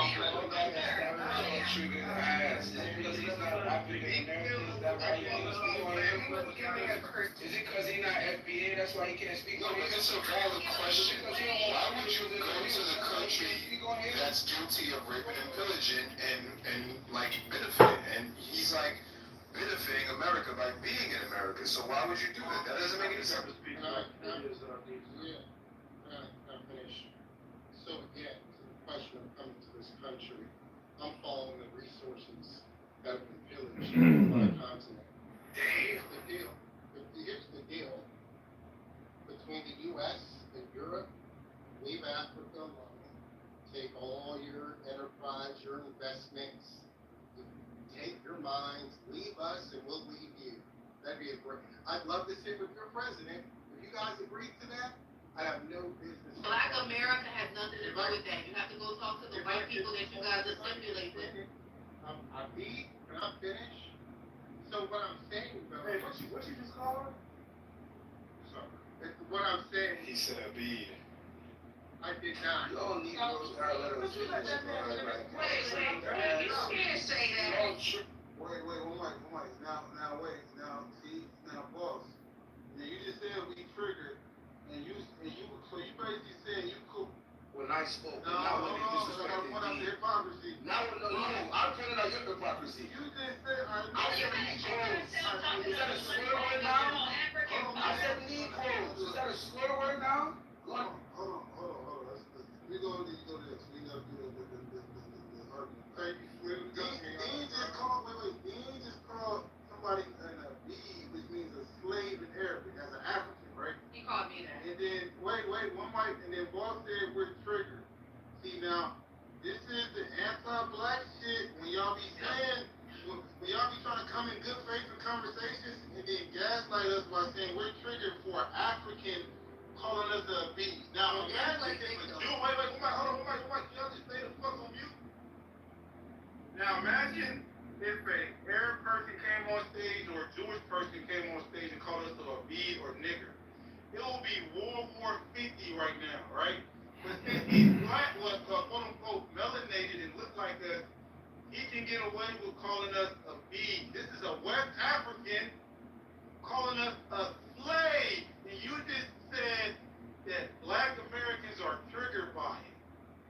That's what I was Okay, saying. alright, cool, hold on. And then he threw Negro on top of it. He talked to me, so let me respond. Let boss go. He said we're triggered by being called a slave. So hold up, right? So I love how this is folding out, right?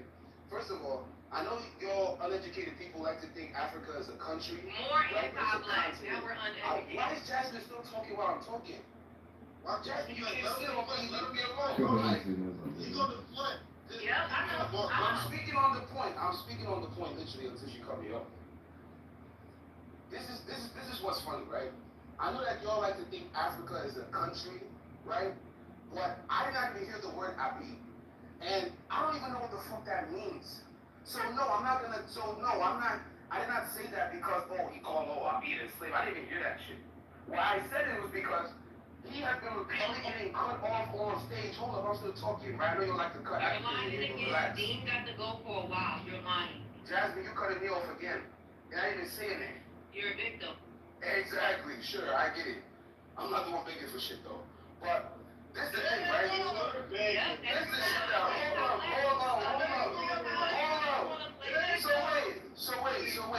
on. So hold up. So she can disrespect me. And I just make a statement, and then nothing happens. I was literally talking about this. Can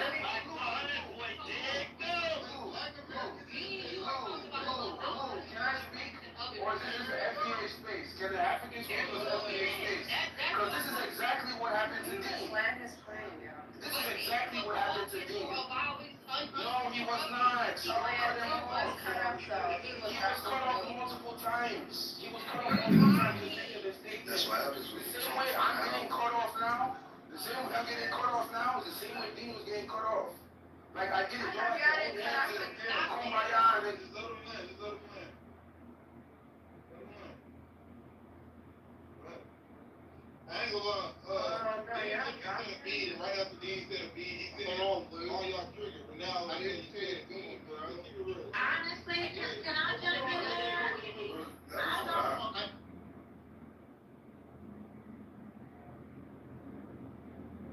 Damn, somebody kicked me?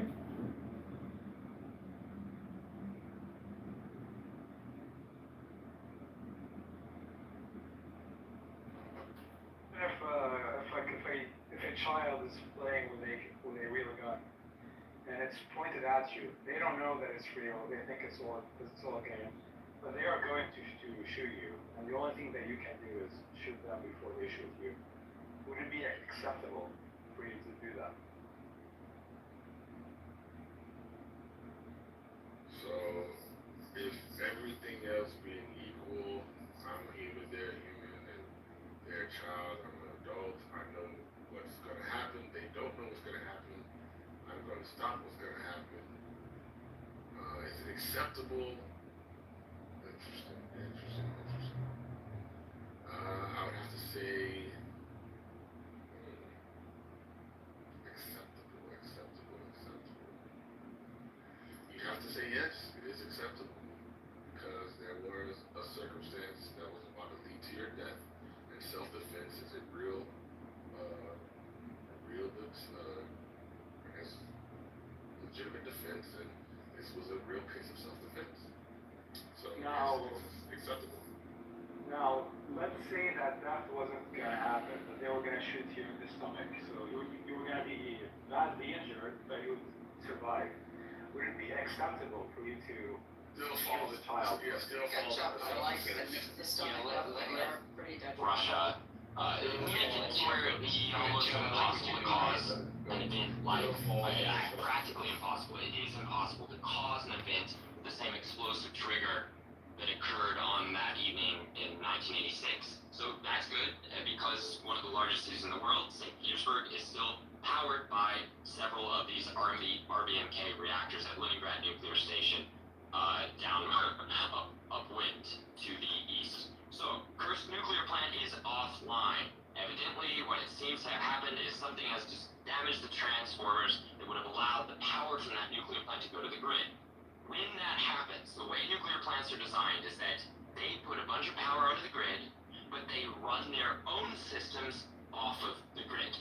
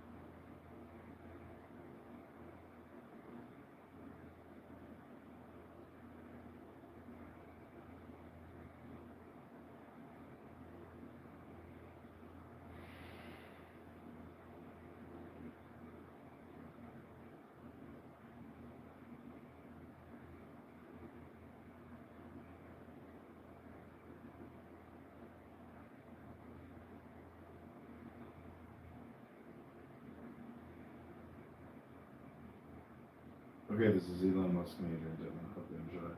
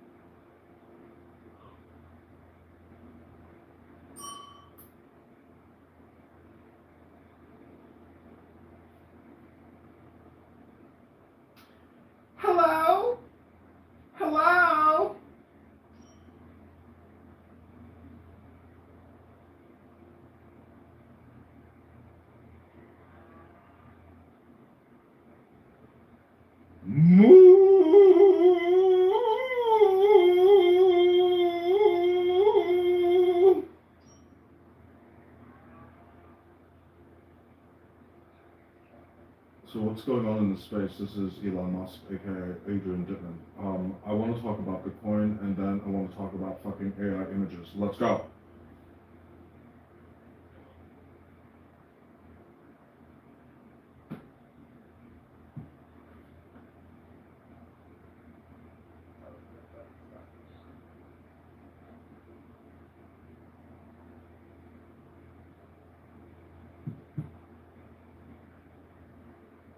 Have you ever heard Elon Musk talk all night long as Adrian Dittman, and he really just, he runs and runs. He must be on great Adderall. I don't know what kind of Adderall that is, but I want some fucking Adderall. Moo!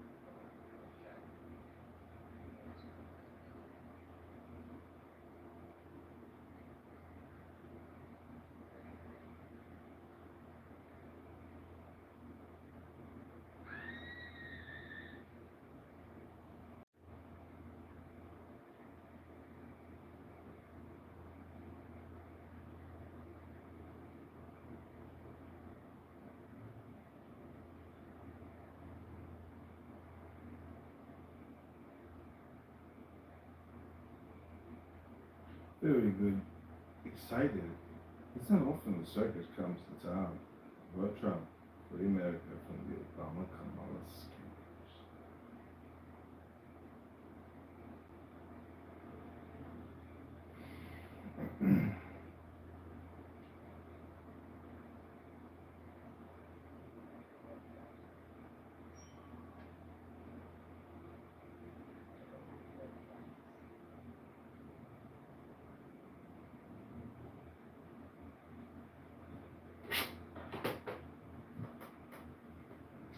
So this is again Elon Musk, aka Adrian Dittman. That's with two T's and two N's, not with one T, not one N. That's some fucking guy in his mom's basement in his fucking underpants imitating me.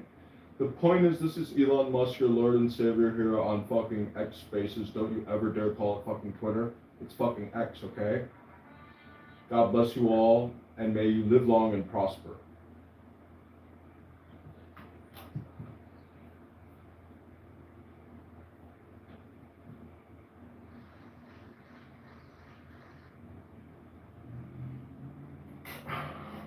Also, don't vote for Kamala. She's a fucking communist, Marxist, terrorist bitch. Vote for Donald Trump. God bless you all.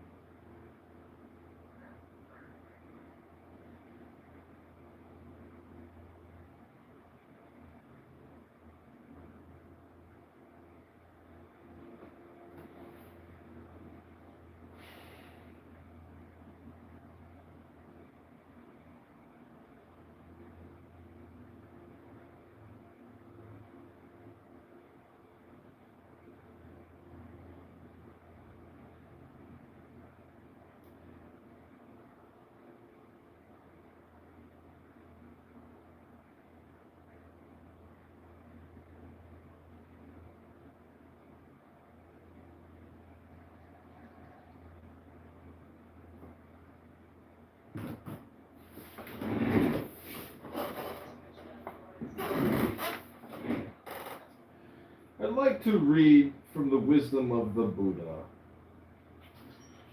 He whose appetites are stilled, who is moderate in food, who has perceived void and unconditional freedom, his path is difficult to understand, like that of birds in the air. The gods even envy him whose senses, like horses, well broken in by the driver, have been subdued, who is free from pride, free from evil propensities. Such a man who does his duty is tolerant like the earth, like a stone set in a threshold. He is like a lake without mud. No new births are in store for him. His thought is quiet. Quiet are his words indeed. When he has obtained freedom by true knowledge, when he has thus become a quiet man, the man who is free from credulity, but knows the uncreated, who has cut all ties, removed all temptations, renounced all desires, he is the greatest of men. In a hamlet or in a forest, on the sea or on the dry land, wherever venerable persons, arhats dwell, that place is delightful. Forests are delightful. Where the worldly find no delight, there the passionless will find delight, for they look not for pleasures. Even though a speech be composed of 1,000 words, but words without sense, one word of sense is better, which, if a man hears, he becomes quiet. Even though a stanza be composed of 1,000 words, but words without sense, one word of a stanza is better, which, if a man hears, he becomes quiet. Though a man recite 100 stanzas made up of senseless words, one word of the law is better, which, if a man hears, he becomes quiet. If one man conquer in battle 1,000 times 1,000 men, and if another conquers himself, he is the greatest of conquerors. One's own self is conquered, is better than the conquest of all other people. Not even a god or a demigod, or Elon Musk or Adrian Dittman can change it to defeat the victory of a man who has vanquished himself. If a man for 100 years sacrificed month after month at the cost of 1,000 pieces of money, and if he but for one moment pay homage to a man whose soul is grounded in true knowledge, better is that homage than a sacrifice for 1,000 years. If a man for 100 years tend the sacrificial fire in the forest, and if he but for one moment pay homage to a man whose soul is grounded in true knowledge, better is that homage than sacrifice for 100 years. Whatever a man sacrifices in this world as an offering or as an oblation for a whole year in order to gain merit, all this is not worth the fourth part of that better offering, reverence for the upright. If a man has the habit of reverence and ever respects the aged, 4 things will increase to him: life, beauty, happiness, power. But whoso lives 100 years, vicious and unrestrained on X spaces, a life of one day is better if a man is virtuous and thoughtful. And whoso lives 100 years, foolish and uncontrolled, a life of one day is better if a man is wise and thoughtful. And whoso lives 100 years, idle and weak, a life of one day is better if a man has attained firmness and strength. And whoso lives 100 years, not seeing beginning and end, a life of one day is better if a man sees beginning and end. And whoso lives 100 years, not seeing the immortal place, a life of one day is better if a man sees the immortal place. And whoso lives 100 years, not seeing the highest law, a life of one day is better if a man sees the highest law here on X Spaces with Adrian Dittman and Elon Musk. I am complete. I hope I was succinct. I'll call you. Don't call me. God bless. Farewell. Live long and prosper.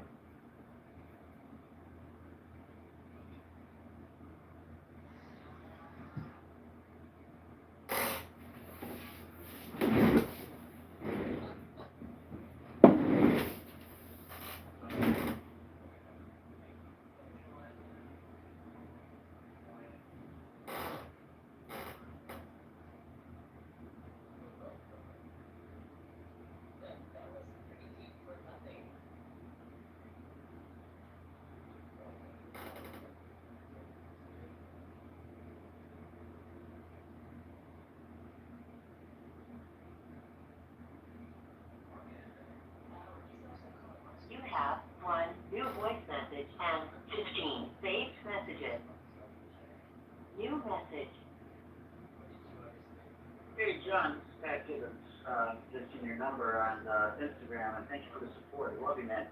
Really do. Do you have a podcast? Because I think you have a podcast. If you do, I would love to be a guest on your show. Talk about what's going on with me health-wise. Talk about what I've done in the city of Chicago. Talk about some of the disputes that's going on, on the sidelines, the hecklers, the haters. And I would love to be a guest on your show. I just changed my number. Let me give you my number. Hold on.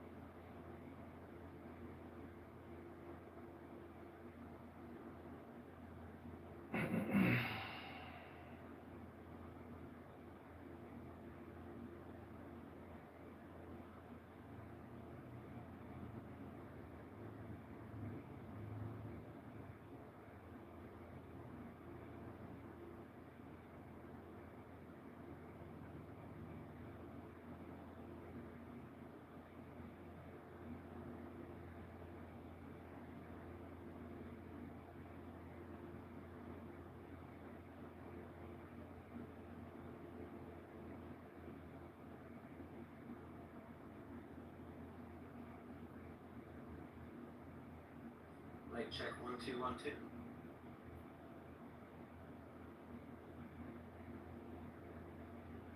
Mic check. Everything seems to be working well. All right, great. So are we doing a recorded one, or is this just unrecorded? This one was not set to record it, but I think we can record it if you were to say take it through OBS. You do have OBS, is that correct? No, I'm using my phone right now, actually. Okay, let me, I'm not sure if Blythe can come in.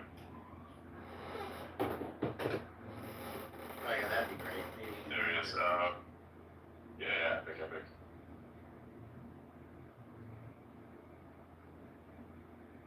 I can record it. Perfect, so we got the media guy here, everything's working well. Yes, so, what the hell is the...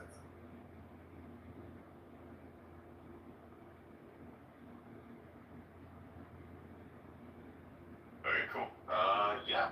Let's see if this space can fill up a little bit more. I want to keep the speaker panel very limited today because this is a space that is entirely focused on ads on X. You may have noticed that this space was not posted by me beforehand. This is because we wanted to run an experiment as to how effective ads would be for spaces, right? We wanted to kind of examine how it all works, what other people could learn from this, and what we have learned from this, right?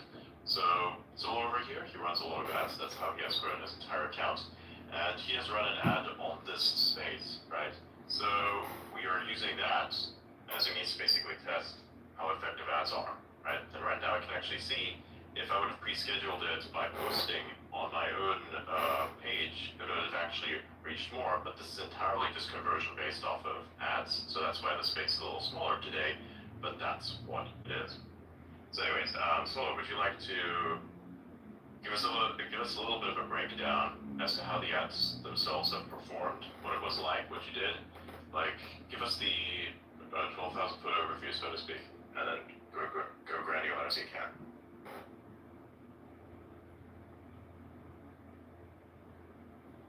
Yeah, so I have both of our ads up.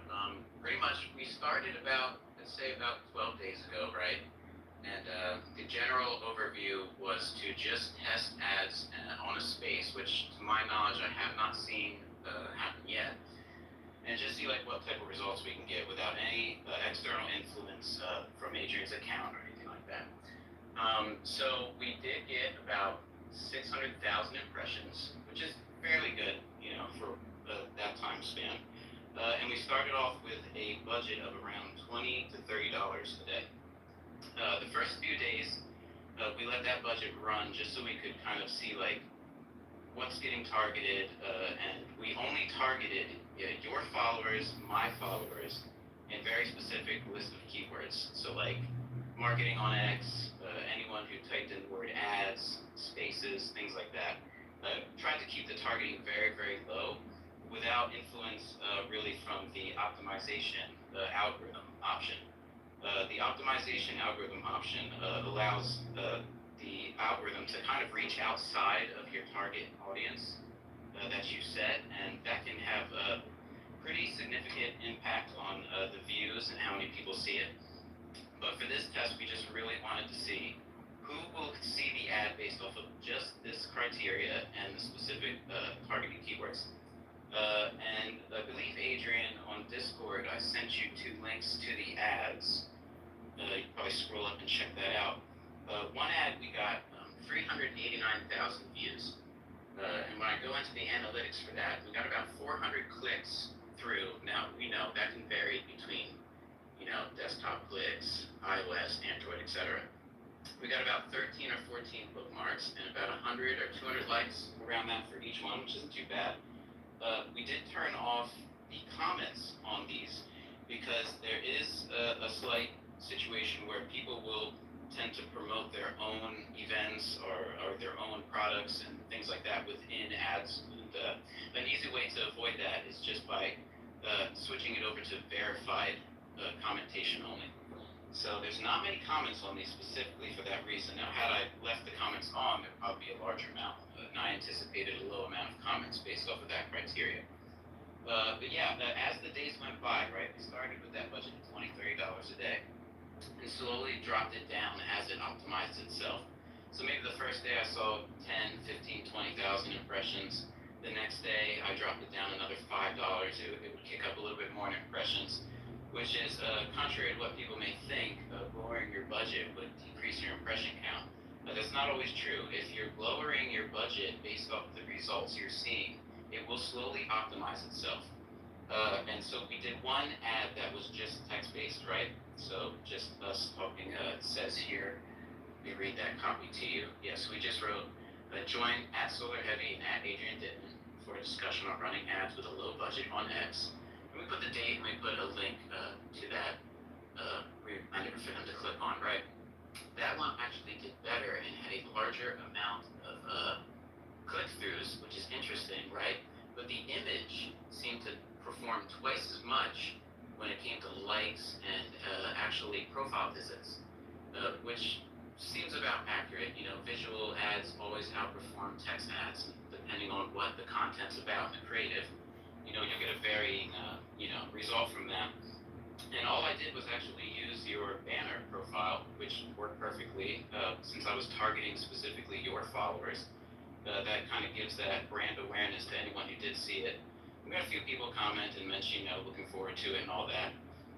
But really, the results are I'm saying they're higher than I would expect for the view count. And it's just interesting that even a couple hundred people, were liking an ad and all that based off of the space. To my knowledge, I've not seen anyone run ads on a space specifically. So it was interesting just to run this test and see the results that we got and run down through them. So yeah.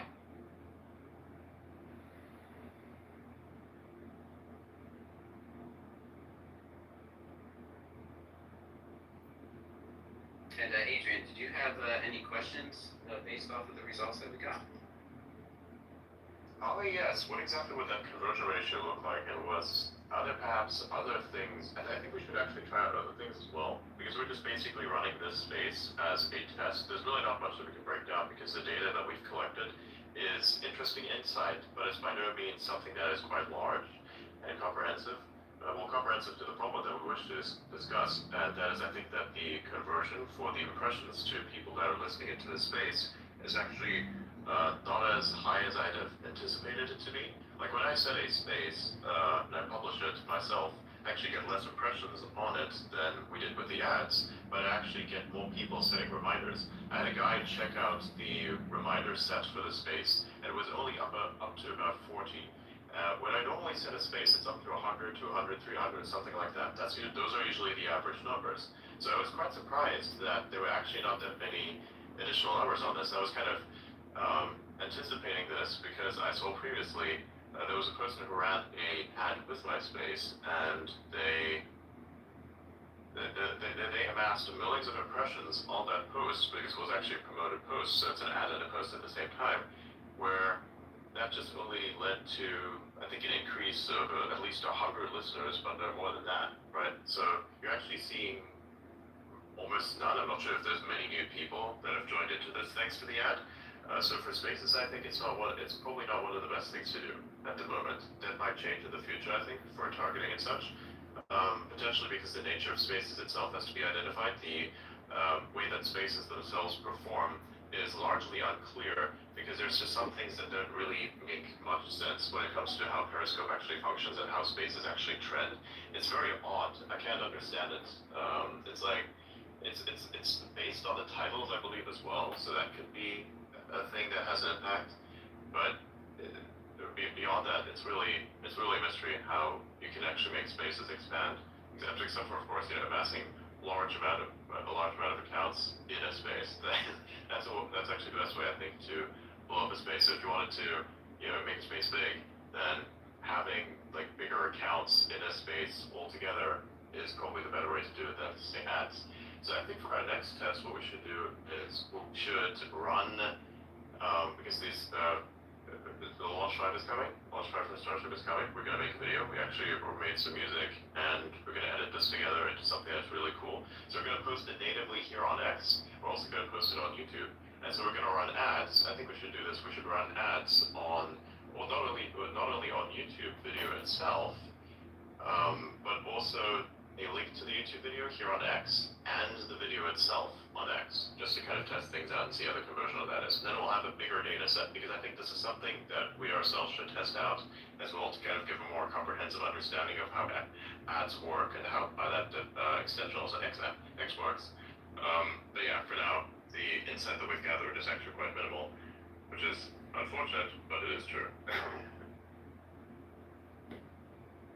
Yeah, exactly. That's why I was like, I've not seen it really work well for ads. It's the first one we've ever done with, spaces with ads. I agree. I would say it has a lot to do with more of like an awareness towards the influencers and the people that are actually in the space, outside of just, promoting it out there, and especially since it's promoted to your own target. Now, it might have been different results had we done a more broad approach instead of just specifically targeting, my following and your following. But generally, that was what the space was about, and the ad content was directly correlated to, check out ads with Solar Heavy and Adrian Dittman. But had we probably included other accounts, it might have been different. But yeah, I agree. There's not really much wiggle room when it comes to promoting spaces on ads. I feel like it would probably perform better with a larger data set, like you mentioned, and also aiming it outwards. Unfortunately, it's great. I like the idea of keeping advertising within the platform, right? It seems to always perform better than externally. But for YouTube, considering that we are doing that video with the song and everything, yeah, I feel like that would probably perform really better, as well as promoting that in an A/B format against the native video that you post on your channel as well. Which I think your channel post of the video that we do is going to obviously perform very well. And that'll be interesting to run an ad on an already posted video versus creating the ad within the X ads platform, which they give you a whole other website to do all that. And so for these two ads, that's actually what I did. We didn't post it individually on your account or my account. We actually went through the campaign editor and campaign creation option through X ads. So that also makes it less visible based off of natively selecting a post and then running that as ads. But yeah, I totally agree. The results are pretty minimal, not as expected. The impressions are there, which clearly means it's getting shown. The algorithm's doing its job. It's getting it in front of people. But the conversions, it's really, really low. I mean, 200-300 likes for over 500,000 impressions. That's quick math. Fractions of a percent. So it's really not expected to perform well. I'm guessing with Spaces. It's curious to wonder what type of marketing will work with Spaces, and I'm sure eventually more people will key into that.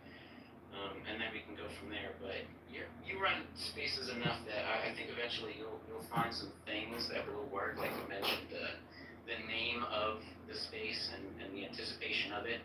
It's almost like how the name of the YouTube video and the caption is really gonna trigger people to want to see and watch next or see what's going on. So I feel like something with the actual caption title, things like that, a call to action type of title name would probably work better. There's a thing I've noticed though. On that? There's a thing I've noticed though just now, and that is that there are so when people are tuning in to say from desktop or anywhere else, what usually happens is you see them as other listeners as well, or like anonymous.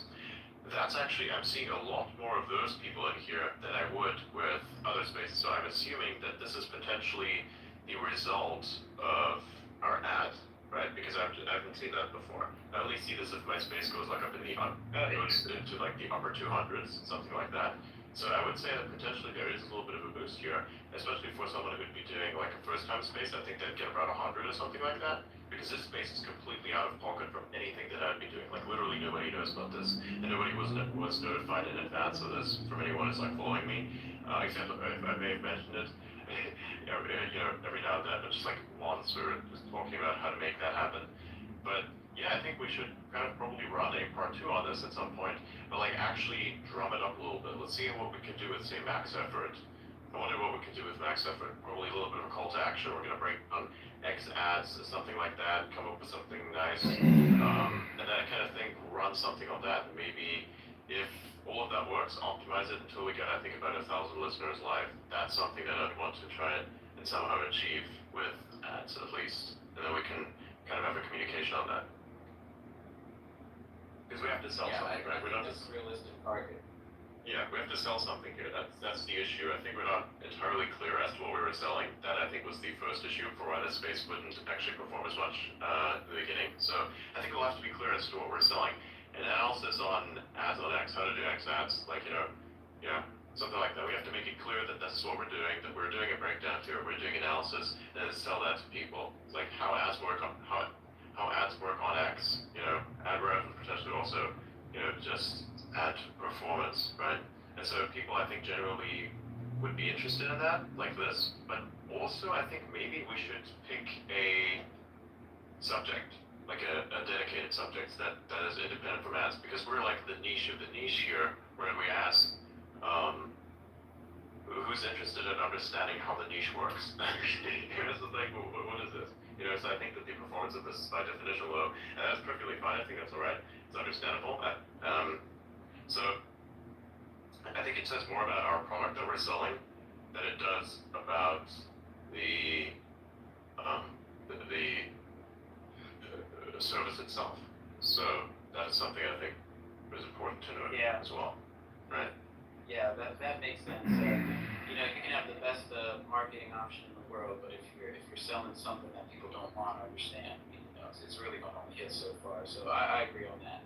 The creative we could probably do a little bit better with.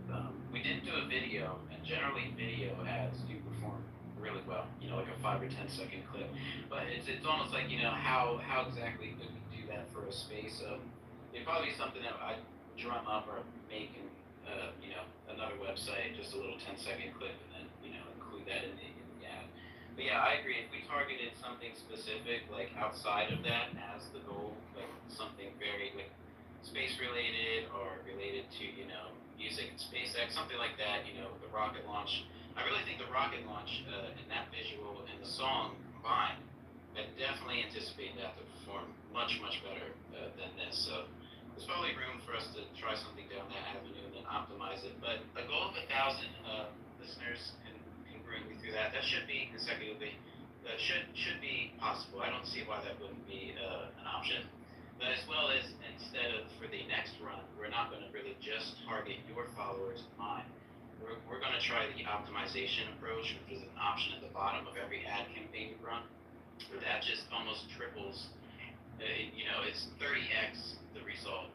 Letting the algorithm really do its thing and run on its own without any interference manually is always the ads that perform best. Like my one ad that's, north of 20, 30 million impressions, that is one where I just simply asked the question and allowed the algorithm to just run optimized on its own. I also did a few things specifically that I knew would lower the results is I selected only English, I selected only in the United States, and targeting that specific, I mean, of course, that's where the platform is, that's where the majority of the users are. But honestly, it's a worldwide platform, and you can get reach in many, many other countries if you actually deselect the United States and deselect English. Of course, people are going to listen in, they're going to be bilingual. So there's different things, different, manual aspects of the campaign that I can change and tweak that would definitely get bigger results. But like you said, this was more of a laser-focused, approach to this first run here, just to see like what's the baseline of what we're starting with. But yeah, a larger data set, more time running. We only did I think 10 or 12 days for this. Budget can stay the same. Budget's good.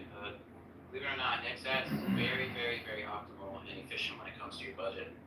In fact, it's one of the things that I like about the platform the most is compared to Instagram, Facebook, the minimum budget you can set on ads on those platforms is I believe $1, right? So you can't go under $1, but yet on X you can run ads for 50 cents. If you optimize it that highly efficient, you're seeing great results. There's nothing stopping you from doing a large volume of ads at a lower budget, right? And that's actually the technique that I run with my ads. I'm sure some people in here have seen some of my ads, or they've not, but generally the way that I approach it is like a shotgun approach, right? So not like a really targeted, scoped in approach, but just spray and pray. As many ads as I can get out there at a very, very low budget. And then of course you pick your winners, right? So the ones that are performing the best, they get a little bit higher budget. Maybe I increase that $1 or so. The ones that aren't performing as well, they get that budget decreased, right? And it's pretty much a transfer of your expenses and funds from your lower performers to your high performers. And that just, these little things kind of add up and tweak it.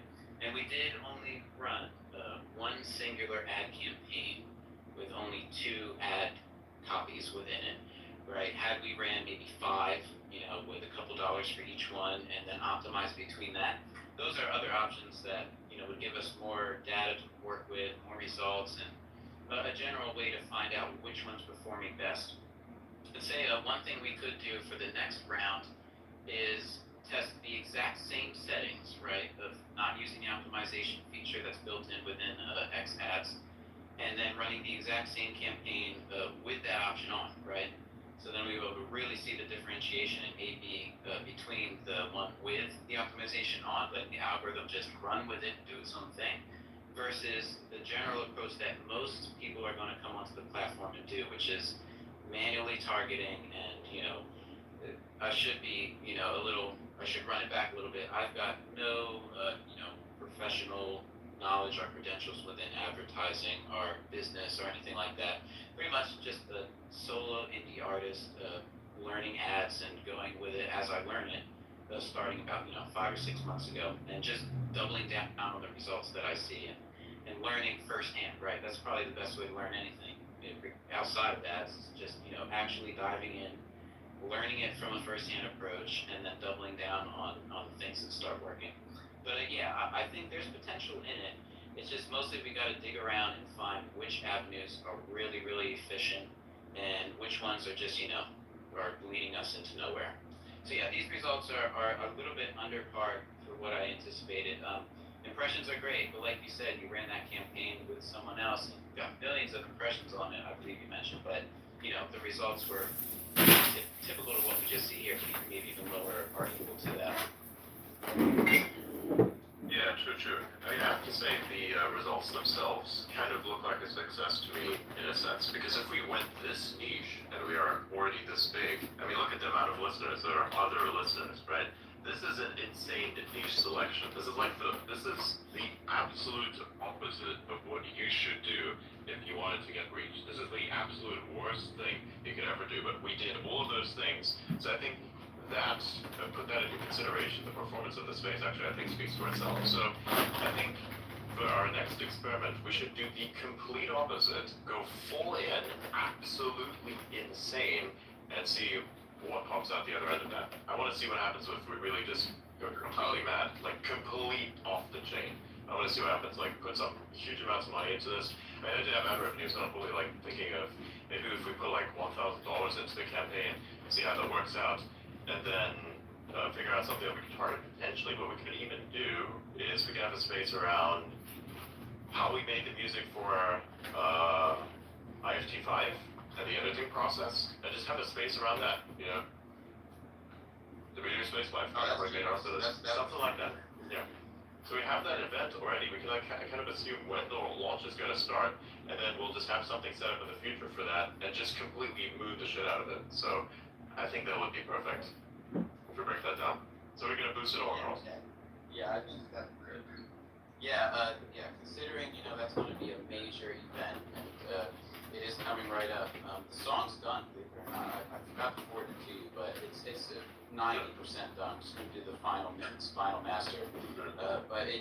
I'll send it over to you for your final, rundown of what you think on it. I think that's a great approach. That would be perfect. What you mentioned earlier is, something related to ads, but ads aren't the focal point of what we're trying to sell here. You know what I mean?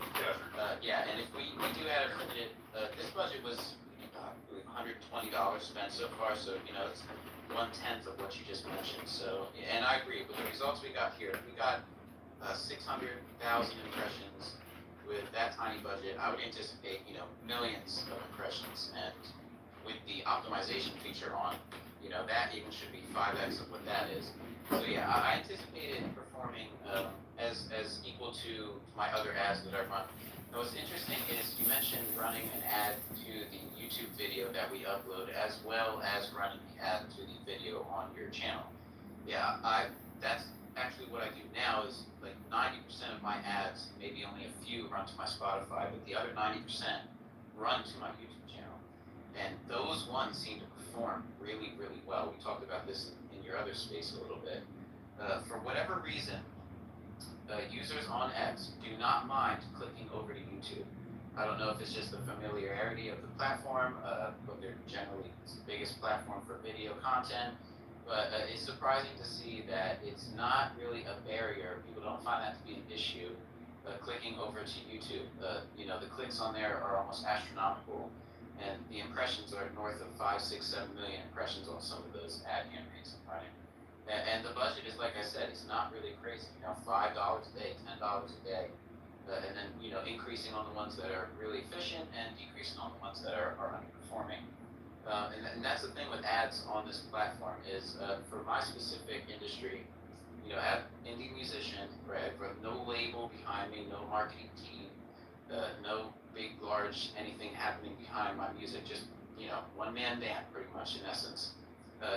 Typically it would be an artist would get with a label, they get with a marketing firm, either in-house or outsource that to another company, and they would dump very, very large budgets into promotion. I'm sure you can think of any of your favorite artists, and on billboards or in commercials or on TV shows. This avenue is really something that almost anyone can hop into. And the barrier to entry to running ads as an independent artist or creative, or whether you're doing music, or maybe you're a writer, an illustrator, you're selling artwork, or running a small home business, X ads really is the place that you can excel that exponentially, just based off of a very small budget, right? Most people don't have $10,000, $20,000, $30,000 a month to run ads like a major label or corporation would, but it's easier for someone to maybe set aside a couple $100 a month or every few months just for an ad campaign, and running that, $10 a day, $300 a month, something like that. So the potential's there, and that's really what I like about it, is the potential for almost anyone who has something, some type of product or creative event or show or anything like that, to really get it out there and get the awareness in front of people that really want to be interested in it. Absolutely, I agree. So yeah, I think that will be our thing. We will be running a two-part ad campaign. We're going to be running the first ad on how we're going to be running a massive campaign on how we created the music video and the music for Act 5. That will be the first thing, and then after that, we will run a campaign on how we ran that campaign, how it works, and how all of that broke down. So I think that's what we should be doing. Just kind of like chain it together and see what happens. I kind of feel like I have a really good feeling about this, that this will have just massive success. We'll come up with a compelling title, we'll A/B test everything, and then we'll examine how well ads can really perform.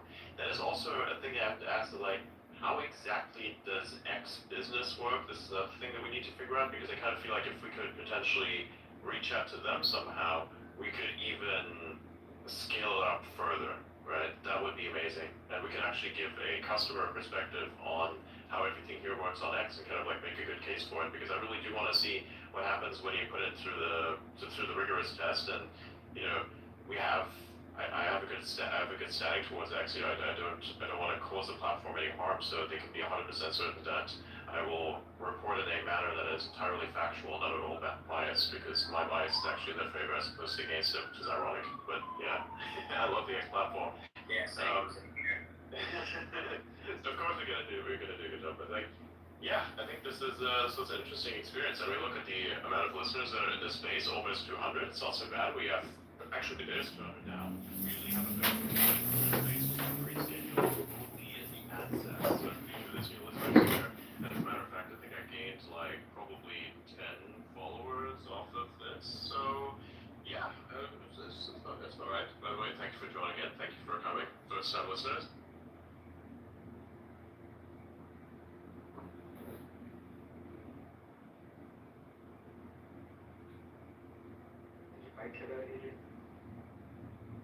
Does himself professionally. There we go. So Yeah. You're back. You cut out a little bit. Do I cut out? Oh, I see it. Sorry, I had a little.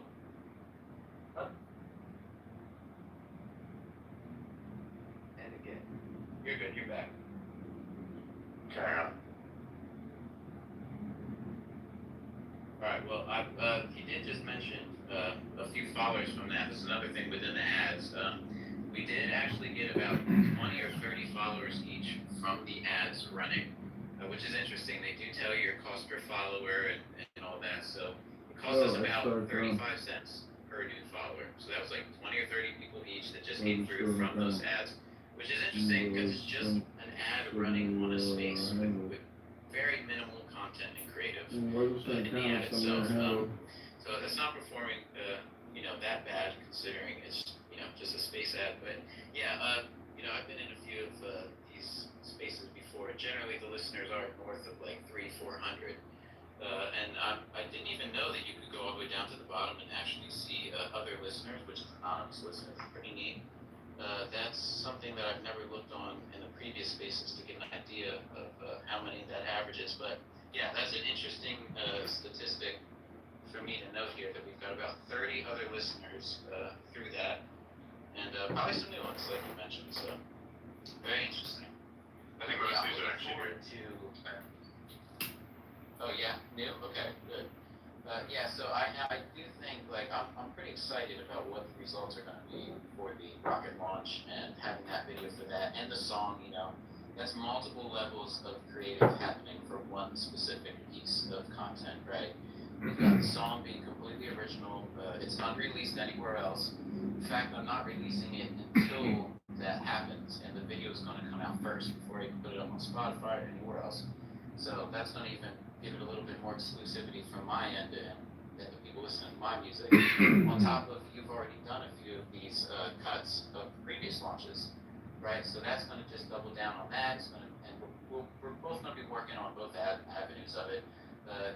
You've helped me with the aspect of what the song should be. Like, you've given very, very great critique on the first two songs you sent through to give me an idea of like what the essence of the song should be like for it. The result's great. The final is pretty well accepted from the people I've showed it to, and yeah, that's going to be really, really good for the clip and how we cut that footage up. My question is, do we know how soon that launch is going to be? I believe it should be relatively soon, right? Yeah, I'm pretty sure it's like a month out or less. We'll see. There still has to be a true official release. You can look at the SpaceX website, so if something new has come out, you'll see it there first, and then it will be posted everywhere else. So, yeah, the official SpaceX website, of course, you know what it is. SpaceX can probably just like go to it and just check out what the next launches are going to be, including, of course, IFT5. And then there should be a schedule for that, kind of an estimate for when it would go live, and yeah, then we can kind of like build it around that. It's kind of difficult as well, because if you schedule a space or something for the launch, you have to like always schedule it a day in advance, because if you don't schedule it only a day in advance, things can happen, and even then the launch window may just close or shift. So it's really difficult to really target a proper day for the launch itself. You'd have to kind of like really know for certain that the launch is definitely going to happen on that day, and if it doesn't, of course, you know, it's kind of annoying. But yeah, it should be interesting. Yeah, that makes sense. So actually, we created so yeah. Okay, go ahead. Yeah, I think what we since obviously we'll need the footage of the launch to make the video and all that. What we can do is we can schedule a release date for the video, right? And so that could be very targeted, and then kind of base our time frames around that. What do you think about that?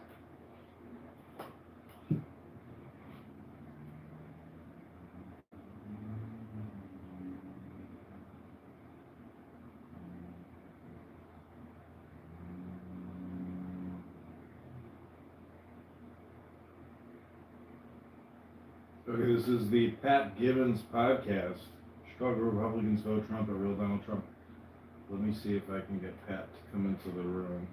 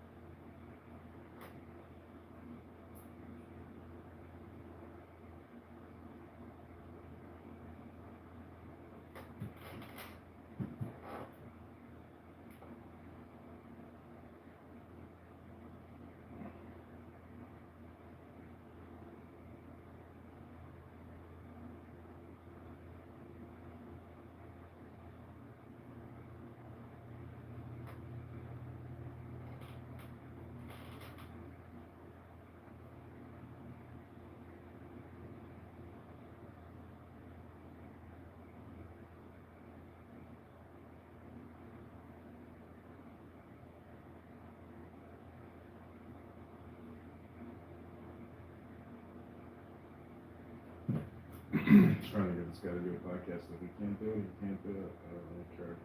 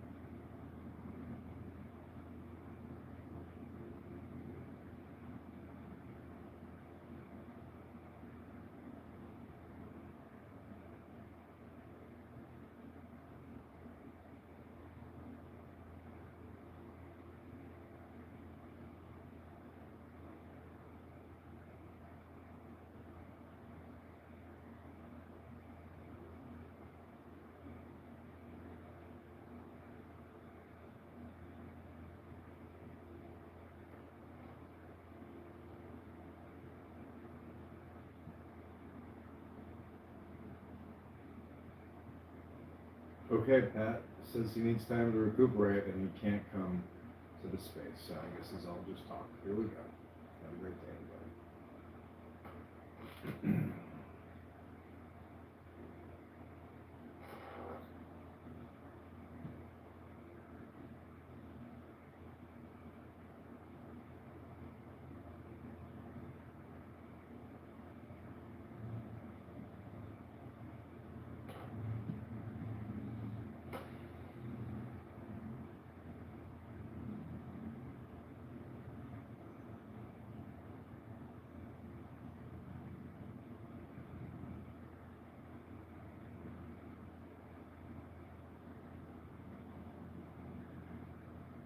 funny AGI, like just making jokes. So yeah,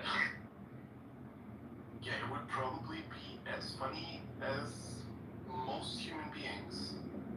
That's what I imagine. Yeah, I'd say Lily's system prompt there responsible for right? I mean, it was for me more funny that she was fooling a lot of people for a longer time. It's not she, but yeah, it did feel like she also had humor. It was not the most complex or most fun humor. Like I'm really Yeah, but I mean, I hear you all after hearing her, and I'm I'm I'm having a difficult time to understand if you're human or not. oh my god. You see, that's the thing. You cannot know it anymore. And this is today. Like imagine guys in one year. My fucking goodness. Like many people wrote me. He's on my YouTube channel as well, so if you want to go over there. It's the same name as here. It's Adrian Dittman. It's like at Adrian Dittman. It's basically the same screen name. You can go to my page, copy it there, or just like post it, and you'll get the tag. Go to the YouTube, you'll find it there. It's a channel that's about 300 subscribers on it at the moment. So if you want to subscribe to that, see more stuff that's coming out, and hoping to create more video content, which will of course be released here on X first because this is a big priority, but it will also be released on YouTube for like podcasts and such, because I think eventually I will do more podcast related things, more extensions to the conversation. We may even have an interview with Alex Stein, who's Master with Girl. That is the best way I can describe it. He's crazy. Yeah, so but I probably see myself taking that and putting this on YouTube as well. So we'll see. We're going to see some of that stuff as well. But yeah, those are highlights that I make, various edits, and for that we've of course had music from a different person, a musician that I personally do not know though. But you would credit the video itself is Aaron Novell. So yeah, the next one, the next piece of music is actually that done by Solo Heavy here. So yeah, I reached out to, he reached out to me because I was saying, more musicians should put their music videos on X. And then I saw that conversation, I was like, okay, cool. Let's see, what can you do? And then we just came up with what kind of music I would like to have. We kind of had a little bit of a back and forth. And that turned into a really, really good song that I think sounds pretty epic. We've given it to like a little bit of test audience. They all said, God damn, that sounds good. So, yeah. That's happening. Yeah, the songs you put me on for that, to get the starting of it, man, that was something else. I know I originally sent you an idea, and then when you sent those other two, I was like, whoa, okay. I believe you mentioned a movie that I still need to watch that had some really, really good cinematic music into it. I listened to the soundtrack for it, believe it or not. I was impressed with that. Yeah, exactly. It's like the brass and the horns. Yes. Very prophetic is actually a biblical reference in a sense when people would have to look that up what this means when the horns are sounding or the trumpets sound. Actually, it's a very deep biblical reference. And I thought that was really fucking cool as well. To have that, that's what initially touched me about the movie, which is one that came out a while ago. I think it's called Hereditary. Yes, that was a movie. It's a horror movie actually, which is ironic. But it's a movie about what is essentially like a pagan god that's called Payman, and it's like infected a family, so to speak, and this whole thing is hereditary, so that's kind of what that movie's about. Very interesting, very, very good movie. It's a psychological thriller, that's the best way I can describe it. Completely is designed to make you feel absolute and utter dread. It's like a really, really good movie, I think. Personally, something that people with psychological problems should absolutely not watch. I'm personally crazy. I'm relatively, I take things, so I just consume art like this because I see it as art, and it's kind of stupid, but it's interesting. But yeah, that movie's great. The soundtrack as well. The soundtrack, which is, the summoning of this guy, is actually the soundtrack that they used for that, and I listened to it independently of the movie. And I was like, dude, this sounds massive. Like, the movie is crazy, and the thing is horrifying, but the music is just wow. I was like, wait a minute, this is actually interesting. So, yeah, the music is actually really good. Yeah, I dived a little bit. I dived a little bit into the composer for that. He's done a few other ones like that. It's really good. And that's kind of what set me off to this song that I was working on. Once I heard like the horns and everything, I was like, oh, okay, we gotta have like a big symphonic type of like brass section going off of this. And that's why you hear the song during that first minute in, just the horns coming in. I use about, I think, 8 or 9 different horns to get that type of wideness happening in it, that stereo type of feel to it. Yeah, it came out really great. That was a great idea. So I'm excited for how that's going to look and feel for this launch, especially with the news that they're actually going to try to catch the rocket. I mean, the timing that we can put for the song towards that, it's going to be really good. And second-handedly, that's just going to work even better for when we're doing the ad. You know, that's going to be something else. Exactly. Yeah. So this is going to be like a whole event for all of us. So yeah, we're gonna actually have to go into a call to kind of hyper optimize the editing for this to see if we can really just put everything together. Because I kind of feel like you and I are on the same page for what we want to see out of these videos. Because I think that is the most important thing when it comes to editing. That's also why I've mainly edited everything solo, and I just relied on people for clips and such, right? So for the birthday video, for instance, I actually made the experiment. We wanted to see if the editing styles of other people could kind of merge with this, and that turned out not to be a successful thing at all. But what of course did turn out to be successful was clips from the the things that were difficult to find. That was really good. You know, we put this all together. We found like stuff from the early 2000s and shit about Elon for his birthday video, which is really difficult to acquire, especially in HD. And so, you know, we all kind of collectively did something. Lies and Wiggle, they both contributed heavily to the clips there. And then I just like did all the editing, I did the music finding and all that. So yeah, I already kind of had something to do with the music, but it's basically just to see, you know, would you click on this yourself? Would you want to watch this and listen to this yourself? And would other people do this as well, just to kind of like balance out in case of delusion and bias. So that's kind of where we're at. Yeah, I believe that it's better just to do things individually. That's even why I do what I do. So the 2 songs that are most recent on my account, my profile, I did all the footage for that. And believe it or not, I just downloaded CapCut, went and found stock footage that, you know, I felt fitted, just went with it for like 2 days. I can't believe you did that one in a day. It took me like 3 days to cut all the different individual pieces for the one I did. And then, you know, you watch it over in a few times, then you go back and cut and edit a little bit more. But yeah, I think there's a lot of potential for if we hop in a call and just really laser target how we're going to lay this out for the visual to the sound of it. Should be really good. Another thing I want to mention is you said your YouTube account has like 300 followers or something like that, or subscribers. We should probably run the ads. We'll run it on your account as well for the video that you upload, and then you'll actually be able to track, you know, the analytics coming in from the ads, and that's something I love to do. Is, you know, I log into my YouTube and I'll see the watch time and everything go up, and you know, I go up about 100 or 200 subscribers a day just from running these ads. So it should be interesting to see how your account grows, being a smaller account on there, but you have a large following on here, and see that convert over onto your YouTube account. Absolutely, yeah. Yes, I don't actively promote my YouTube channel on here because I kind of want to keep that separate. Not really just separate, but I'm an X exclusive creator in a sense, so I really heavily prioritize X, so I don't actually take, you know, the audience off from X and put it to YouTube. Actually, my goal would be a little bit different, but to say, you know, take an audience from YouTube and bring them here, or at least have an audience that is native to both those places, because I think if you try to merge the audience from X to YouTube, there's a bit of a misalignment, I guess, in a sense, because if you want truly the best thing that is for the platform, you actually don't want to take things off the platform. So that's a bit of a personal challenge. It's almost like self-sabotage if you think about it this way, but I like to keep that standard. So if there was like a possibility to grow the YouTube channel from the YouTube side over it, then you can have kind of a divide in terms of audiences, and so you have a more broader audience of that. Right? This is kind of what I kind of want. You know, I don't want to overload the existing audience that I have here with content. I don't want to, like, you know, spam you guys. So that's unfair. So there should be like a specialized audience for YouTube and, you know, the general audience, which is here on X. So that's kind of what I want to see mostly out of that project and, you know, other projects going forward. Yeah.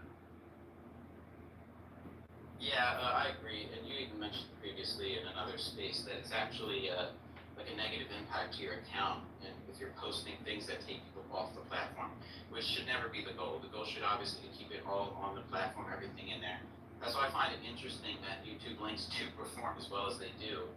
And I think I mentioned before, to combat that issue of that negative impact of sending people off the platform is generally I'll just post like a text-based post, right? You know, hey, putting a new song out, check below, and then follow that up with a reply to that post with a link to the YouTube. And 9 out of 10 times, the text version will, you know, impressions will shoot up, and you'll see that YouTube link will just stay very, very low. So it makes sense. People want to stay on the platform; they don't want to hop off. But YouTube seems to get a little bit of love, not much, but it gets a little bit. Absolutely, yeah. 100% true. Yeah, so I didn't know you were. I didn't know you were with the whole solar heavy thing. I've been getting the solar heavy ads for a while, and I dig the music, and I think it's cool you're involved there. I'm curious to hear from Solar Heavy. You've seen that increase in followers. What kind of other benefits have you found from advertising on X? Oh yeah. Well, let's see. He's talking to Elon Musk, so that's a pretty good benefit.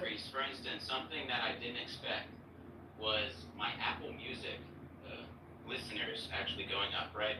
So I can correlate the start of my ad campaigns back in around February, March to a continuous gradual up curve in my analytics to my Apple Music account. But that's interesting because I don't even promote my Apple Music link in any of my ads, right? 9% of them are going over to my YouTube channel. But it seems to correlate. People just naturally have this inquisitive nature to be like, oh, well, I see this ad, I see this as a musician, I see they make music. Maybe I don't have, you know, a YouTube account, maybe I don't listen to music on YouTube, but I have an Apple Music account, so I'll go hop on over there.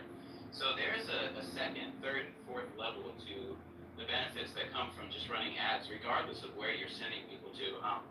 For YouTube, it's been incredible. You know, the last month alone, I've gotten about 400,000 views, specifically just from ads. And I think I showed Adrian in the last space, I showed where I'm going up about like 200-300 followers a day on ads, based off of ads. There's a few techniques to doing that, like including your username in the actual ad content.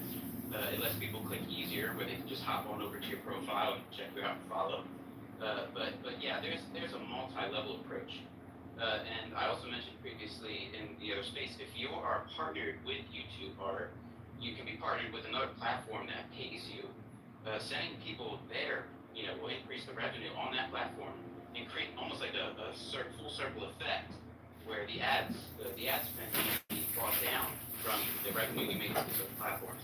So it's a wide, different, varying, you know, increase across the platforms, and it's just interesting to see. Oh, really? Eat, pray, love. Oh, thank you very little for fucking with me. You're a hater. Welcome to the club. It's a big club. You're gonna like it. It's good for you. Sending a fucking message to the FCC. Initially, for the first few months, it was an investment. Waste your fucking time, I started lady. about 6-7 months ago, and I had no knowledge or training or any information on how to run ads. I literally just hopped right in and set a budget like $50 for the first ad, and you know, it just ate that up immediately, right? And with very minimal results. And that pain of, you know, losing that money that fast kind of motivated me to really hop in there, break down the analytics, what went wrong, what didn't I do, and what could I have done better. I watched a few videos on people running ads on other platforms, and came to a conclusion pretty early, this is not the same, right? So running ads on X is not the same as running ads on Instagram or Facebook.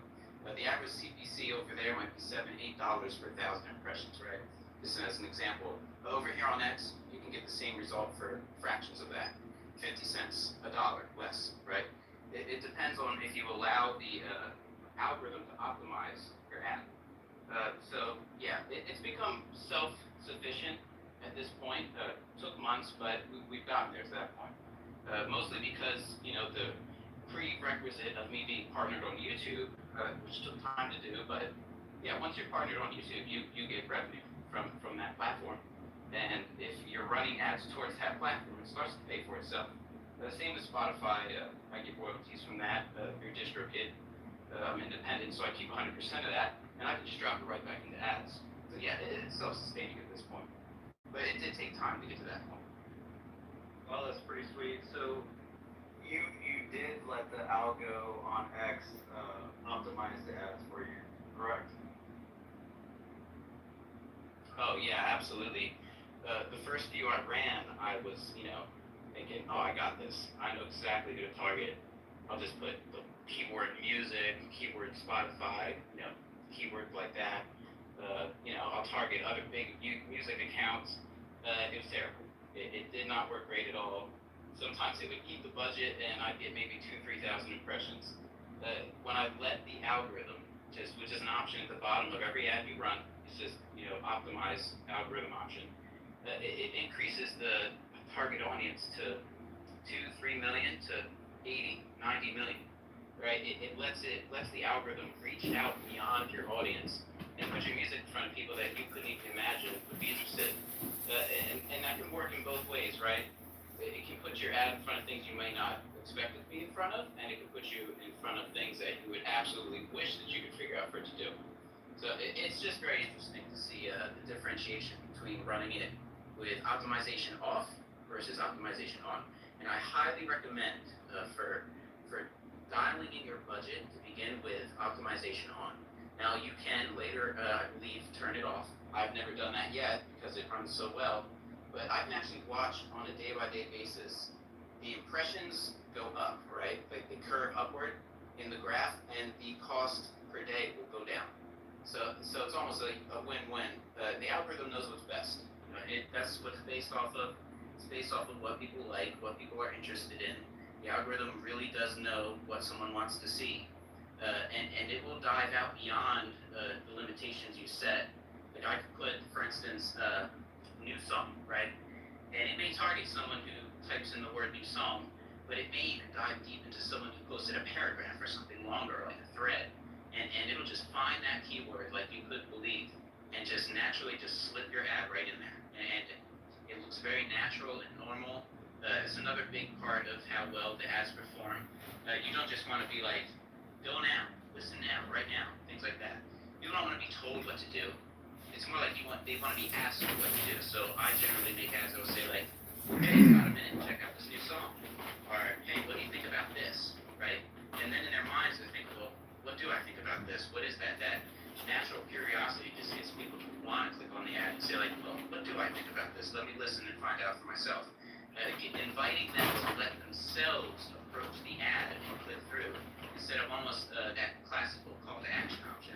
It's giving them a chance to decide, well, do I want to find out or do I not? I can skip on by or I can click and find out.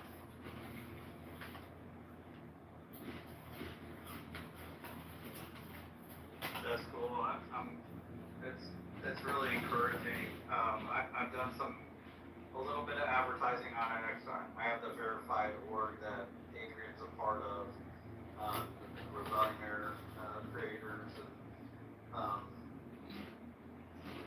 I had a question around, like what about just like posting some really short videos to X, like a minute long video that happens. Yeah, that's actually worked well. So for my last song, I cut the 4-minute long music visual down into about a minute, and then placed that as an ad and created that through the ad campaign option. It performs good, right? You'll have a good amount of retention time. It's enough for people to get an idea for the song. Usually I'll generally set that video to be right after the drop's happening. They can be interested, and then if they want, I'll include the YouTube link in the website link for the ad. So they can click through and it'll continue generally right where they left off. Yeah, some people believe in the idea of doing like a 10-15 second clip ad, right? For a creator, like for an artist or someone who's doing something in this industry, I would say give them more time, right? You need to give people a little bit more to really convince themselves, are they interested in this, do they like it, versus like if you were selling a product and you could just flash it up real quick, and people could just know almost immediately if that's what they like or not. It's a little bit different when it comes to being a creative on here and running your ads. you gotta get creative, and you also need to give people room and time to enjoy what it is. For a musician, it's great because you just, like I said, clip out, minute, 60 seconds, 45 seconds of a music visual, or even hire someone to make a visual and include the song behind that. People like that, we're visual creatures, and they enjoy just being able to kind of see the music as it's going on and the storyline behind that. I make my own music videos, so I try to tell like a little mini story with the song itself. But yeah, that performs really well. I'd say about a minute clip tends to do way better than if I only did like a 15-second real tiny clip of like the drop or something like that. So yeah, big fan believer in video. Believe it or not, I'll follow up on that with video is the best performing ads that I've done. My number one performing ad that's hitting north of 30, 40 million impressions is a video clip that just loops with my song behind it. Performs way better than I would have ever expected, and my second ad up to that is one where I just asked a question. Simple question: do you like Spotify or Apple Music more? Question mark. That's what I made the ad, the actual question, and the replies are 400, 500, 600 people. Just almost like it's like a tug of war between people who are Team Spotify, Team Apple Music. Gotcha, man. So if you can create like a conversation around the ad within the ad, that also seems to be a big hit on the platform. So yeah, it's been like a game of find and seek what works good and what doesn't. The platform's totally different than Facebook or Instagram. Instagram being more visual for your ads. Facebook maybe being more, conventional, more back in the day with how ads used to be ran and all that, more typical of what people expect. But yeah, X seems to be the cutting front edge of how you can get a little creative with running ads. And that's generally why I use it the most. So I was also thinking about why I saw your ad. So Solar Heavy makes music. Adrian does some of the editing for the videos, which I had no idea about that whatsoever.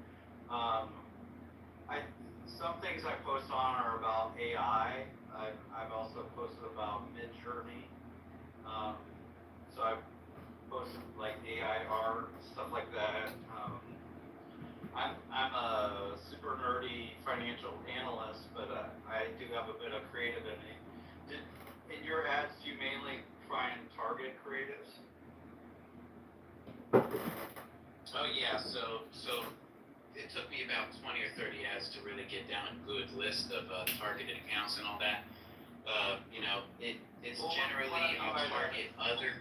What I mean by target creatives, I mean, like people like myself who aren't really creators as creatives. I'm actually a creator as like a nerdy analyst, but I have this creative interest to my life and to my work, and I'm drawn to that. Whatever, eat, pray, love. You're crazy for even chatting. So I guess go live your best life.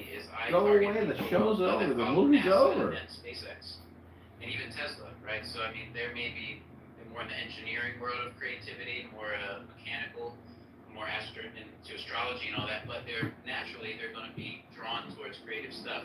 Now, it probably does help that my artist name is Solar Heavy, so if I'm targeting things that are related to space, I mean, there's kind of like a brand connection there, right?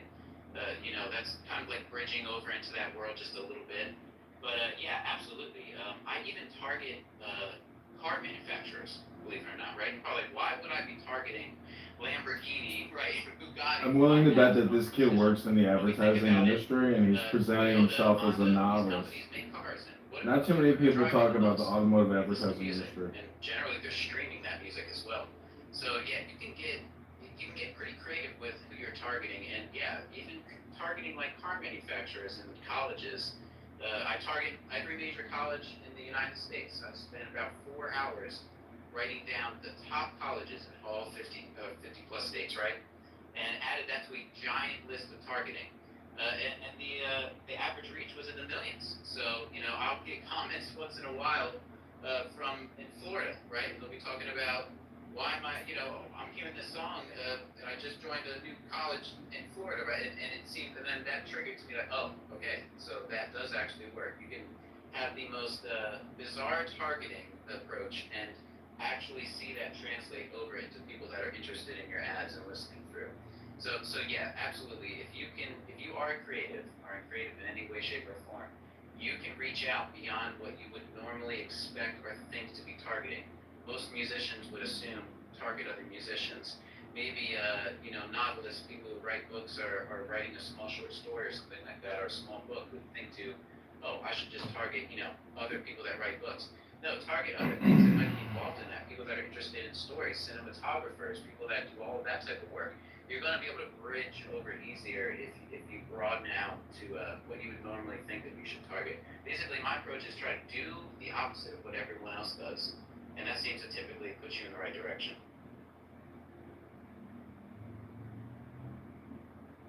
Yeah, I think it's cool. You're essentially running ads to X, or on X, to run traffic to YouTube and grow in other ways. So I think that's super interesting. Yeah, it's a different approach. Back when I first started doing it, I realized, okay, well, major labels, they've got access to almost an endless budget. They've got a whole team, an in-house team for every artist of theirs. They're going to get billboard ads, radio ads, everything like that.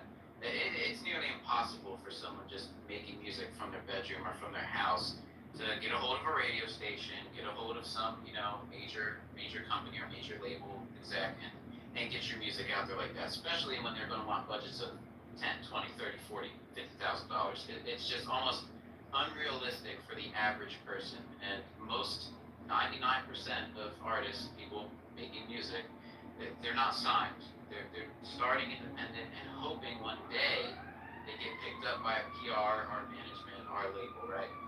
So I just said, no, I'm just not even going to go for that. I'd rather just do it 100% individual, solo, unsigned, and use the same techniques and any option that I can probably, get my hands on to try to promote my music in a way that's different than what everyone else is doing. And to this day, I've mainly seen maybe 2 or 3 other artists that I know of that are actively promoting their music through ads, which is really, really strange to me because it's such an easier way to do it, and the budget is so low when you're starting out. You don't need a large budget to really start running ads. Like I said earlier in the conversation, you can run ads for $1 a day. You could run 5 songs, $1 each ad, optimize it, let the algorithm take it and run with it, and double down on the ones that do the best. You don't need a crazy budget to promote. Your results are going to vary, obviously. Your mileage may vary depending on what you're doing and how you do it. But that comes with anything. And if people are willing to take the time to learn how to make music, or write books, or do cinematography, or video editing, or thumbnails, like it's coming up here in a little bit, absolutely you should take the initiative to dive into ads a little bit and give that an option. Give it a try, see what happens. The worst that can happen is you spend a little bit of money, it doesn't work out, you get a few people who are interested, and you learn a little bit. The second option of that is that it works out fantastically, and it ends up changing your life. And honestly, I can tell you now, it's increased my income 3x of what I used to get off of my music. I won't go into specific details, but you can imagine, just look up how much, 1 million or 2 million views on YouTube is worth, and I'm averaging about 300,000-400,000 a month now, whereas previously, I'd get maybe 20 or 30,000 views a month, right? So the conversion's there, and if you have the mindset of problem solving and you're logical with it, you'll find a way that you can make this work for you, regardless of what avenue you're in, whether you're just someone at home running a small business, or you're creating music like I'm doing as an independent, or like I said, doing different types of artwork. Where there's a will, there's a way, and this platform is at the cutting edge. I do really believe that 5 years from now, it'll be no different than if you look at your favorite influencer or favorite person on YouTube, right? 5-10 years ago, how they started, where the platform's gone, and now where they are at this very moment. X has the potential to break out a lot of creative people if they actually just pay attention for a minute and say, I can do this, I'm going to do it, I'm going to try to do it, we'll see what happens. Worst case scenario, it doesn't work. Best case scenario, it works, and everything's totally changed and just goes like an airplane from there. So yeah, I'm a fond believer in people on this platform being able to break out from the ocean of people that are also doing it with just a little bit of effort and trying things different. don't do exactly what I did. Don't run things like I run it, but you can take the same, principles, like I was mentioning about targeting car companies, targeting SpaceX, NASA. Just think of other second-hand related niches to yours, and then how you can kind of break into that, and guarantee you'll start seeing better results than if you just go with the basic things that everyone else is trying to do right now. There's also something I think is really important because you have, say, orgs themselves, they get a massive amount of ad spend available to them. This is also what I've been urging Bradford to do, is just to kind of run more ads on it. Say, for instance, there are YouTube videos that have been rolled out by the members of the org, or just videos in general. I think running ads on them would actually be very good. So I think perhaps maybe Bradford, if you'd be interested in that, do something similar to what Solar here has been suggesting, so we can actually put the ad credits to good use, because otherwise it would just be going to waste. That's a shame. And that is a lot of money, right? There's a lot of ad credits that I think we can use to kind of grow members of the org. Yeah, we don't get them every month, but we'll make sure we stay on top of that. We want to support X. We know a lot of advertisers have gone away. We're supporting them through verified orgs pretty massively. I think we have 30 Rebellionaire creators, of which Adrian is one of them. I'm one too. And so basically it's $50 a month to add a creator. I'm not selling them. I'm not reselling them or anything. So that's $1,500 a month just on that alone. But then you have to put in $1,000 a month for the org. So $2,500 a month that I'm giving to X. But I think we should try it out and see what the algorithm does. So I'm on an experiment. I've done some experiments with targeting in the past and in unconventional ways, and so I think we'll be giving it a shot. Yeah. Some data that I can just give to you, just from the amount of impressions I've reached, is 8 times more likely that the ad's going to be on iOS, right? So let's just to give you a round number, 8 million impressions, on an ad from iOS, only 800,000 on Android, only 108,000 that I'm looking at now on desktop, right? So there's a big differentiation, and obviously the dominant platform that the user is going to listen through. For instance, most people seem to be on iOS, right? And that's where you're going to get the majority of your ad spend being dumped into, just with letting the algorithm do what it does. Another thing I've noticed is age group, right? So for my biggest ad, which is north of about 20 or 30 million impressions right now that I've checked, that's between the age group of 20 and 29, right? And then substantially less earlier than that, right? It's very, very low compared to 13 to 17 age group. It's also maybe 2%. Whereas that 20 to 29 range is upwards of like about 70 to 80% of the ad spend going to that age group. So just knowing just that little bit of data, iOS is the top performer in the United States. You're going to get the majority of ads are going to be watched by people the age group of 20 to 29. You will get a little bit more, about 30% in the 29 to 34 age group. But just having that, being armed with that knowledge alone will help guide people just on a generic baseline of who is on the platform and what you should be targeting. X is a younger user base. It's true. It just is what it is. It's rebranded itself. It used to be Twitter. Now it's X. Clearly, there's more features coming out. Soon they're going to be releasing the new financial feature where you can turn it into your own bank account. That's going to draw more people in, and as more people come in, that user base is going to go down in age group, and it seems to already be stable around the 20 to 29 age group, which is fantastic. And there's a lot of opportunity for a decade worth of promoting on here just from that information alone. Another thing I'll mention is a lot of people like to just target English-based speakers, right? I unchecked English, but that works for me and what I'm doing, right? It's music. It's a universal language, so it's something that anyone can listen in and enjoy. So I specifically don't just target United States and English. I will uncheck that And now we're talking the reach is astronomically more than that, right? So yeah, just things to note is that change what you're going after, and you'll be surprised what the results are. One more little bit of information that I've seen in my ads is it's a male-dominated user base. I select male and female for my targeting, right? But it'll be 70% males listen through my ads versus maybe 30 or only 35% are a female user base. So yeah, just some information to add in on there when you're targeting. Yeah, so I like the type of music you make. I use it when I'm deep diving at work or when I'm just in the zone. It helps me like get in the zone and to stay in the zone. And I think it's really smart that what you're doing.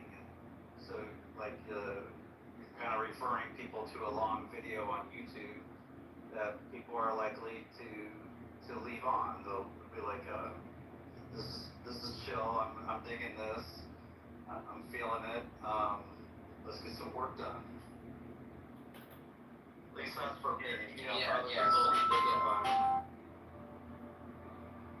Yeah, exactly. I've told that usually it's music for people I hear that a lot of people. It's awesome. A lot of my music is the instrumental, right? But a few have vocals, and I really like to do a combination of that, right? Most artists will stick to one genre. Most companies and the other aspect of likes to do one thing and just dominate that one aspect. I prefer to consider myself a multi-genre artist, right? I'll make songs that have congos, tapirs, sitars, mostly Indian native sounds.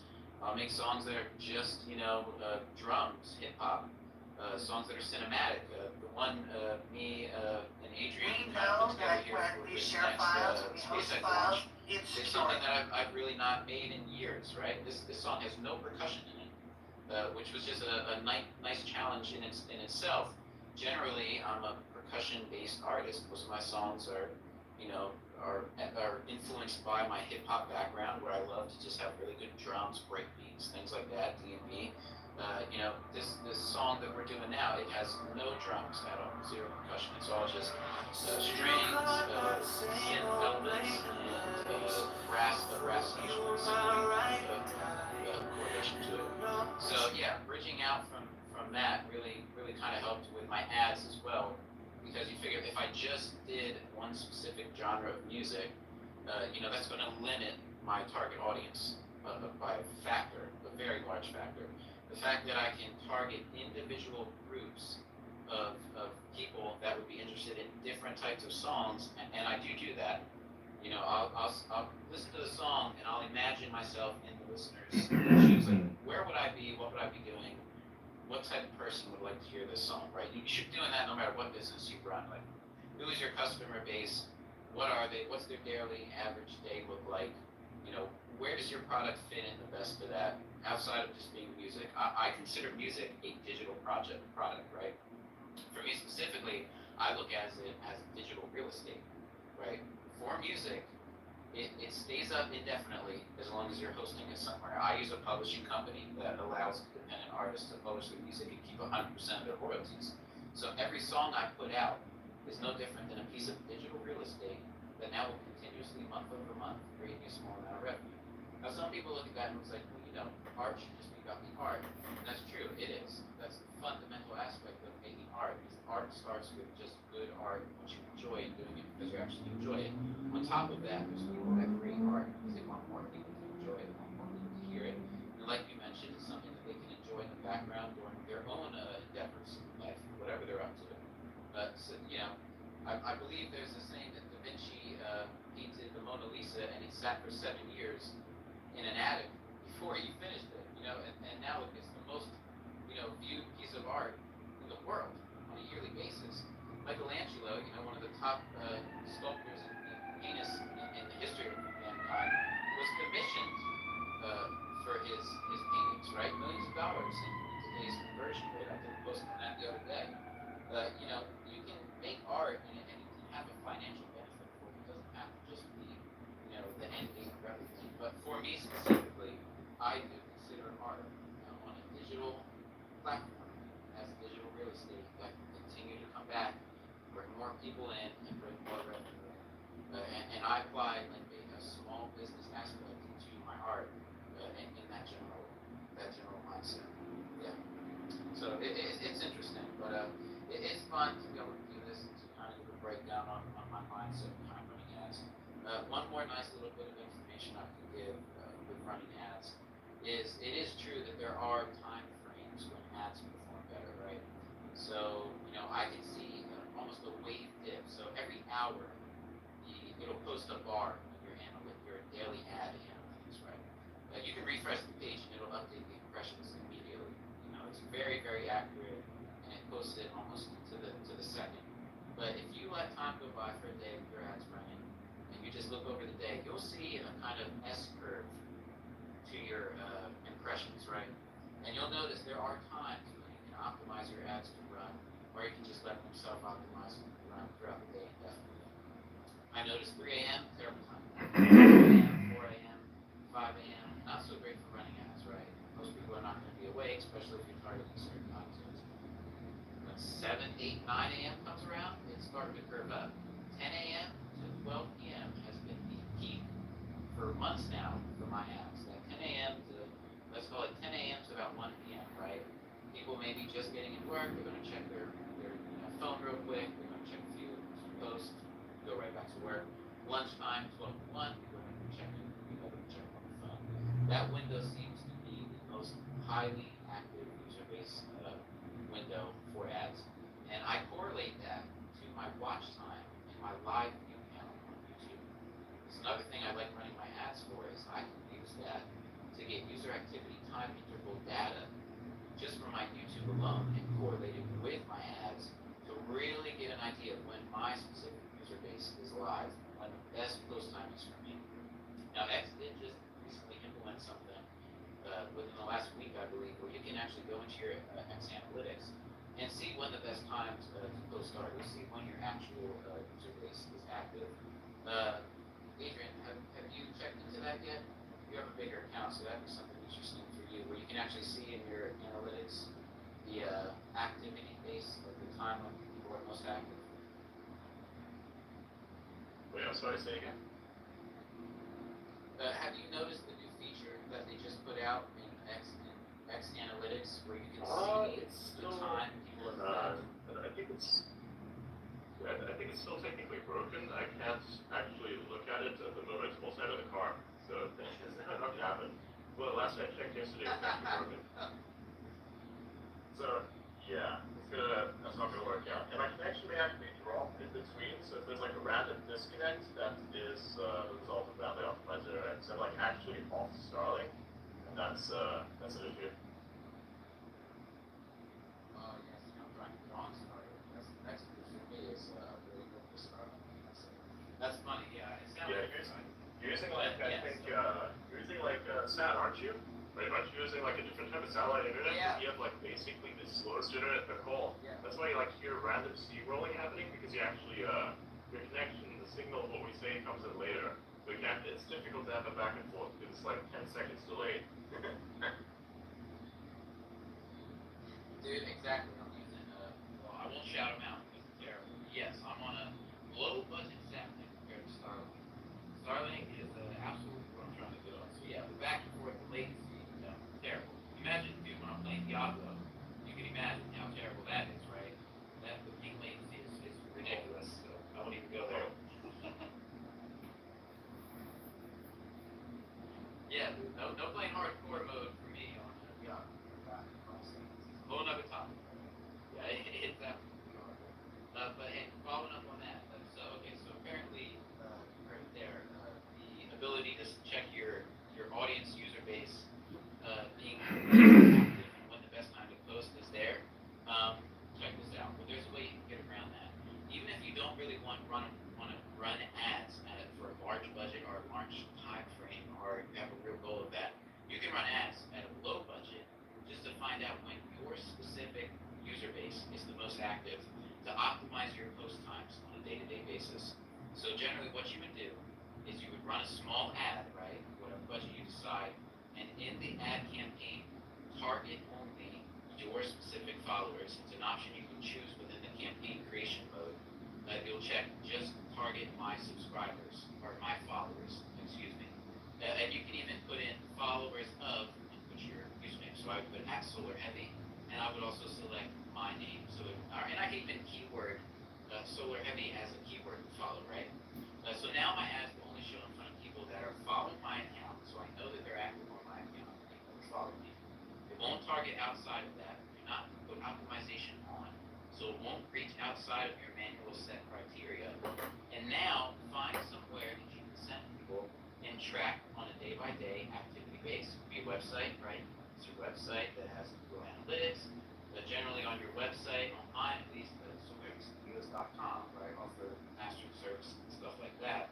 I can go in and see like who around the country or around the world is live actively on the platform, on the website, visiting it.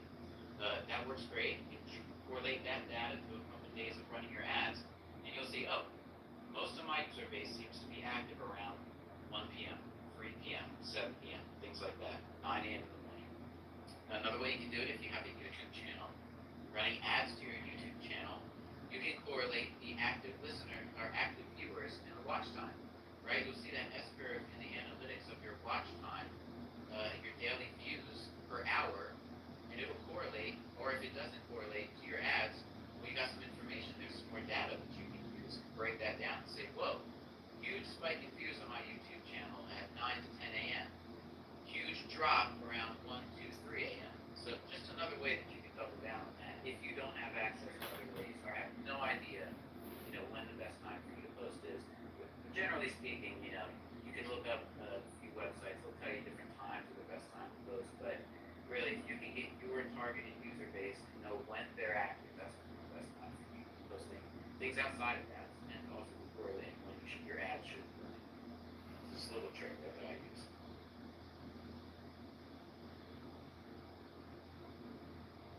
You could like sell a course on this. This is some really good information. Great thinking, man. And you're like you're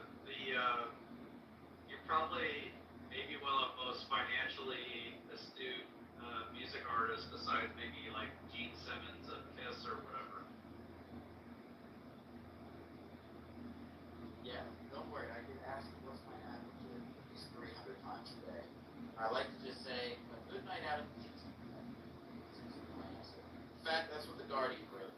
I've used it pretty much like Elon did with journalists writing in for an interview, and he just gave them that emoji response, right? So I pretty much just answer people with, my ad budget is on a day-to-day basis is a good night out of the Cheesecake Factory. Lo and behold, the Guardian a few days ago did like pretty much a hit piece on me running ads, and actually included that quote in there. I was just like, man, they just beat themselves pretty hard there, Joel. What do you mean they did a hit piece on you running ads? Yeah, so believe it or not, they went all out on me on under the Guardian and under culture and music. They compared me to Taylor Swift. A little off topic right now, but yeah, I couldn't believe it. I posted it on my page. If you scroll down a little bit on my X account, you'll see where I broke down where they were completely inaccurate. They were saying that I pretty much make AI music, right? Stuff like that. So I just literally included under my media tab. I have tons and tons of videos where I'm actually producing my songs, including the last two I just put out, in my little home studio, right? Working on it, like piece by piece. Because generally something I like to do is I'll work on an idea, I'll record a little clip of it, share it on my profile, and then, people get feedback for it, and the next day I'll work on it more, share another updated clip, right? I kind of like to keep people engaged in the process of me making the song. It's also how D&H did the song for the SpaceX launch. I worked on a little bit, sent it over to him, he gave me some feedback on it, some songs that were similar to what he was looking for the video cut, and then I'll follow up on that with another update, and boom, the song's done. But yeah, I just broke down like the 8 or 9 different ways they were just completely inaccurate. The Guardian, who wrote up this pretty much hit piece on me, just discrediting what I was doing. But they could have just DM'd me, and I would have really been open on an open book with it. So, but they missed out on that opportunity and just went all out on their own way. But yeah, it was funny seeing that, but to see them include my my troll reply of, yeah, like my ad spend is, you know, and I got a Cheesecake Factory. That was just like a chef's kiss moment for me, so I didn't mind it too much.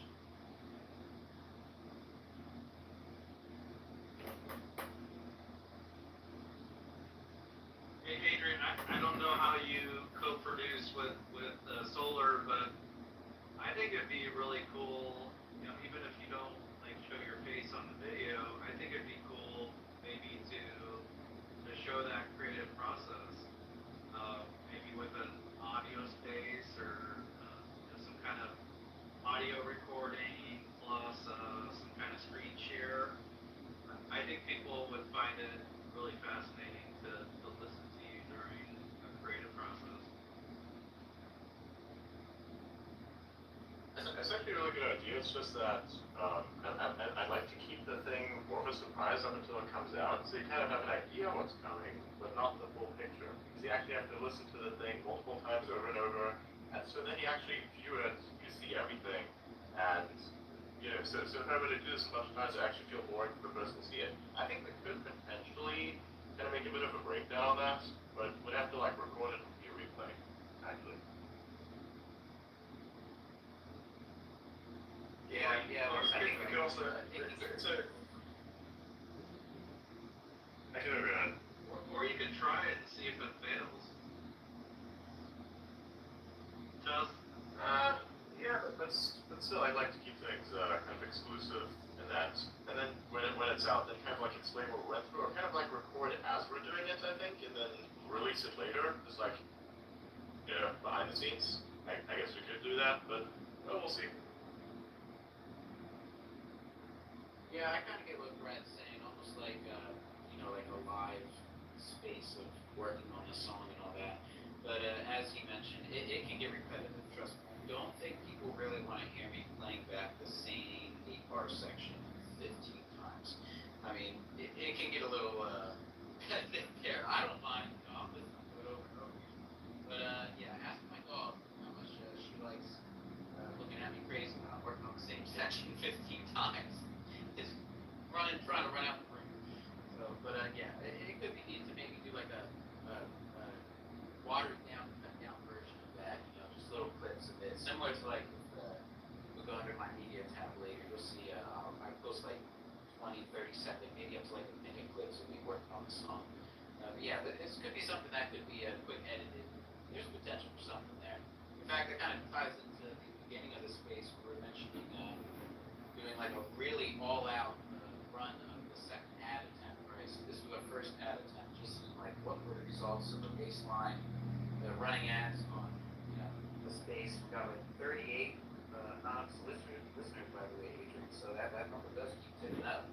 And some new ones, and you mentioned this is not promoted anywhere else except for specifically just the ads or just the live tuning in.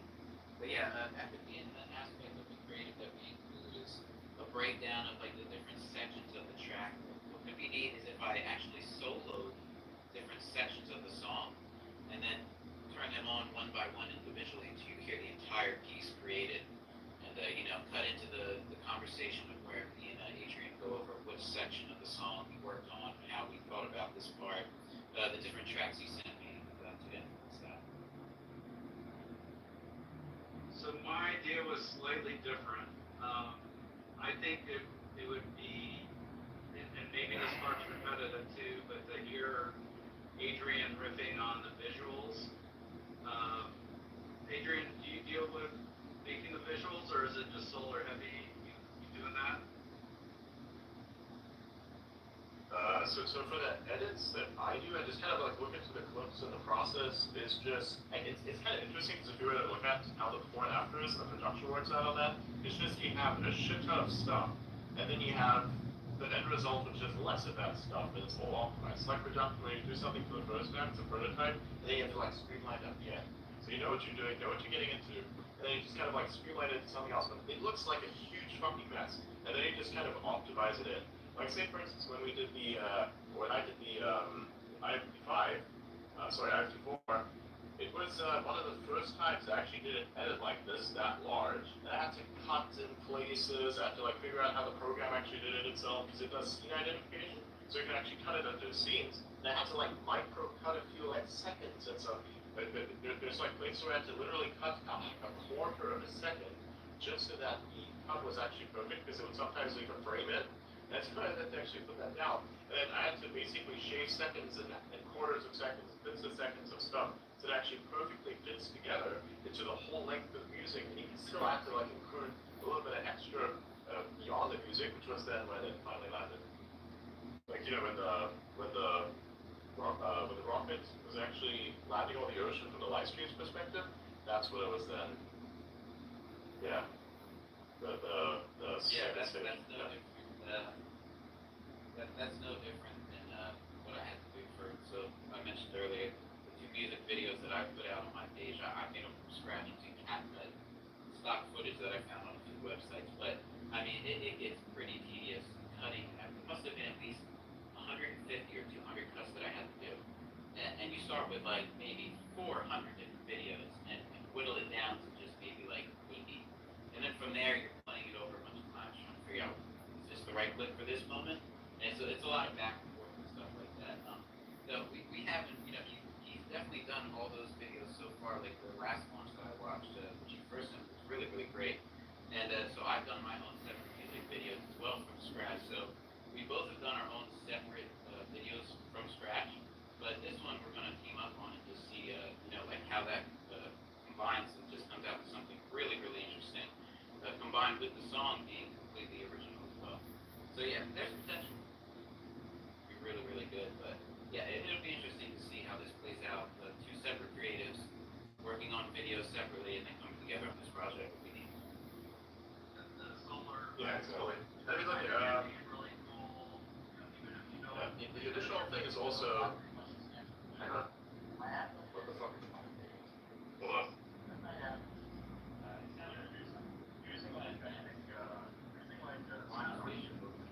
Oh, yeah, sorry. Wait, what happened? Sounds like you're flying a spaceship over there. I know the insinuation is funny. Yeah, no. I'm actually in a parking lot right now of a gas station because I'm forced to drive an ice car for this particular task that I do. And holy fuck, people drive like idiots on the road. And so like yell at somebody if their fucking brakes are about to crash into me because they're just driving on this fucking road and they're like veering off into the path and I'm like, I'm already on the edge. If I go any further, I'm in the drain. Who of us is gonna stop here? Goddamn. That was a little near experience. Yeah, so that's it. To kind of get back to So what I do usually to kind of optimize the process, I imagine the visual of what I want inside of my head, and I have to be very stubborn about that. And then that's the thing that makes it into the final video. So I kind of like recruit footage over like 2 days, and I imagine how it's going to be in my head, and then I just sit down one day and just fucking flow state it, finish it off, and that's it. Right? Send it out the next day to the thing. That's how I always do it. Right? So it's like I would be actually working through the night, and I'd publish it at like fucking 6 a.m. Austin time, and so it's like, there you go. There's a product. So I just take the whole night through because there's nothing that happens during the night, right? There's nobody there. There's nobody to like ask anything of you. You should be asleep. Everybody else is asleep, but you're awake here, so you're kind of tapping into the consciousness of yourself. So it's kind of cool to just sit there. And sometimes you do it with some people. Sometimes you do it with other people have to go to bed. I understand like the work and all. But yeah, I usually stay up all night to finish one of those, take an hour nap, continue with the rest of the day. So that's kind of like what's behind my edits. And I've done all the edits in a similar fashion. Actually, the last edit was the one that was very difficult to do. That was the one I did for Elon's birthday because I had to find a lot of clips myself, which were very difficult to kind of collate because you have to kind of restructure from memory what the timeline were because every influencer in the Tesla community hypes everything up with the same amount of gravity whenever some new thing comes out, but not all things are equally important, right? So you have to kind of take these very momentous occasions, relate them in your head, and then just kind of like search for those things. Like for instance, we have the XAI, we got the Neuralink thing. Nobody speaks about the Neuralink. It's Neuralink. It doesn't have to do it. I still care. You're starting to see results because you have an actual guy using it. That's philosophical, which we talked about yesterday. But other stuff like Starlink and all, you just have to merge this together. So it's a very challenging video because you both sides, all those sides, and you're like trying to find the best moments, not just the founding, but the actual happening. So let me find the video itself, which was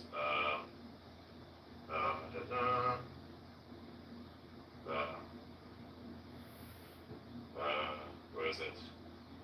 Ah, there we go. This video right here. Yeah. That's the second time I made an edit that was similar to the IFT4 edit. So you can see there. The download performed massively, as you can see. So, yeah, awesome stuff.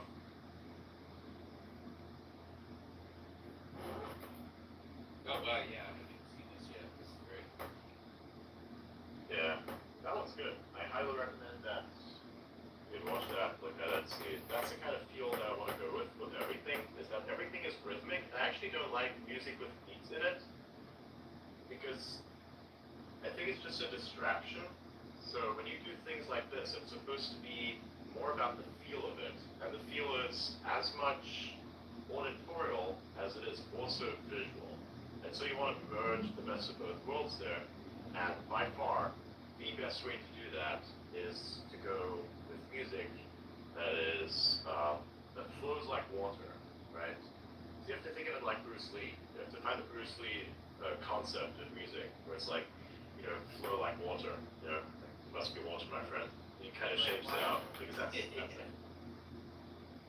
Exactly. So I kind of think that's cool, because if you look at it that way, you know, you say you water, my friend, that the visuals become the landscape. So you're designing music to be water in a landscape of visual.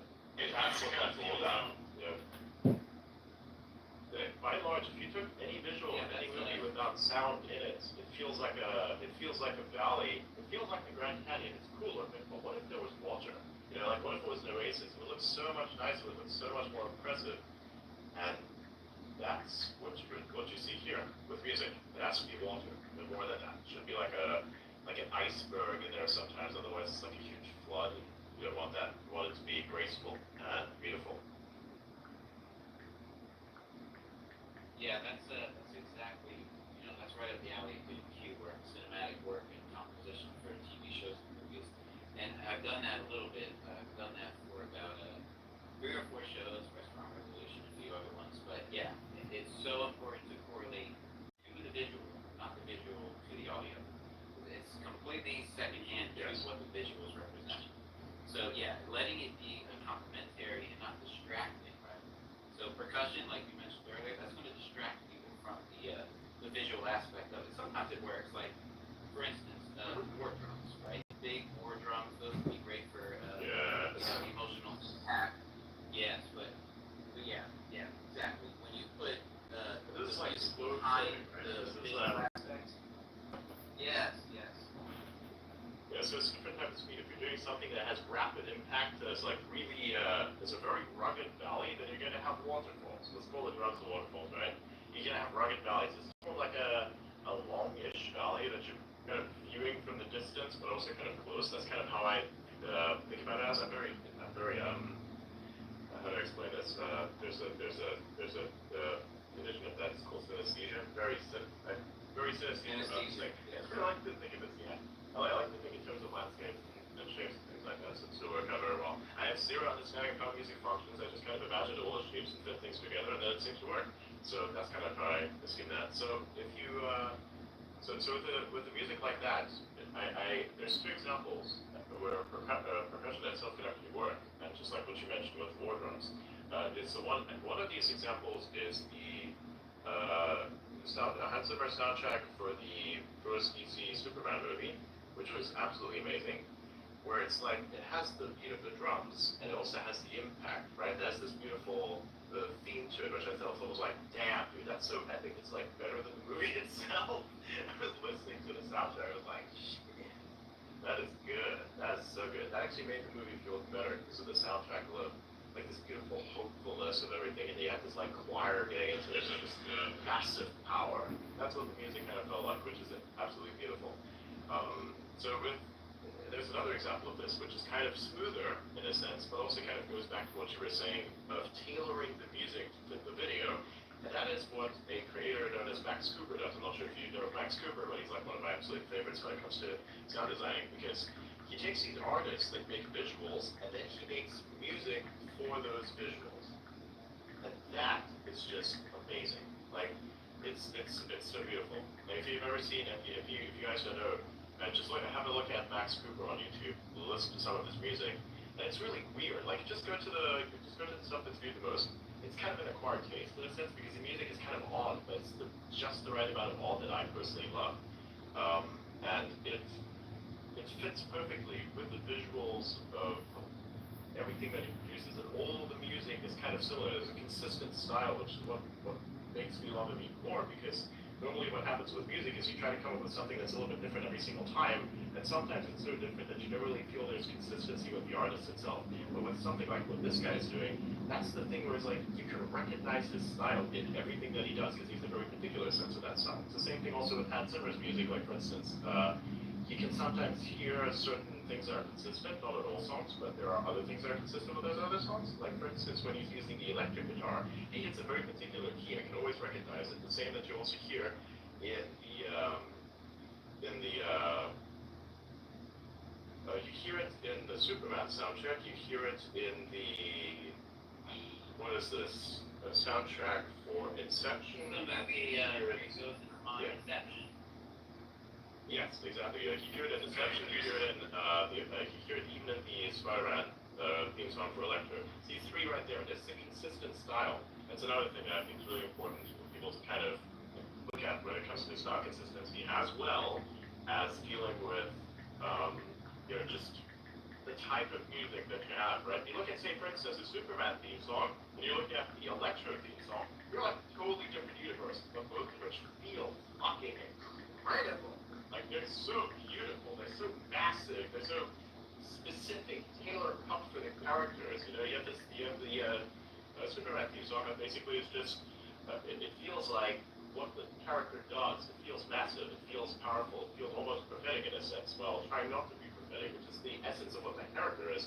And then when you look at the Electro theme song, it is the essence of that character as well, and it's a person who has like schizophrenia almost, and you hear the voices, you hear all this. It's so good, it's so well done. You hear the crackling of the electricity almost, because that's literally what you hear in that song, and that is like consistent with the style and the thematics of it. So if you look at something that's visual, or you look at something that has a theme to it, you have to kind of tailor the sound to match that theme, and then it becomes impactful.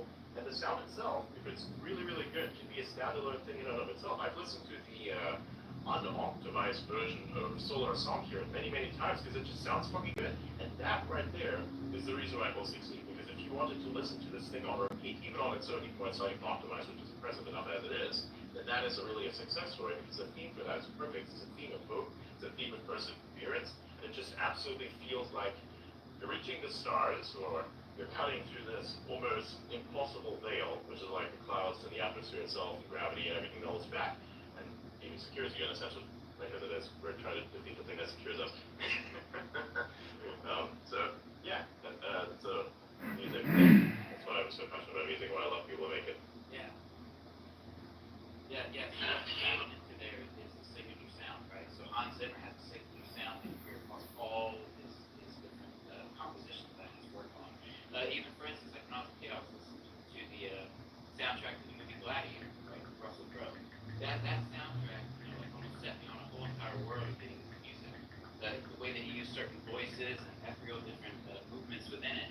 I mean, he has a very, very, very signature sound to him, but the range is incredible. He can work on Gladiator to Inception, that other movie you mentioned.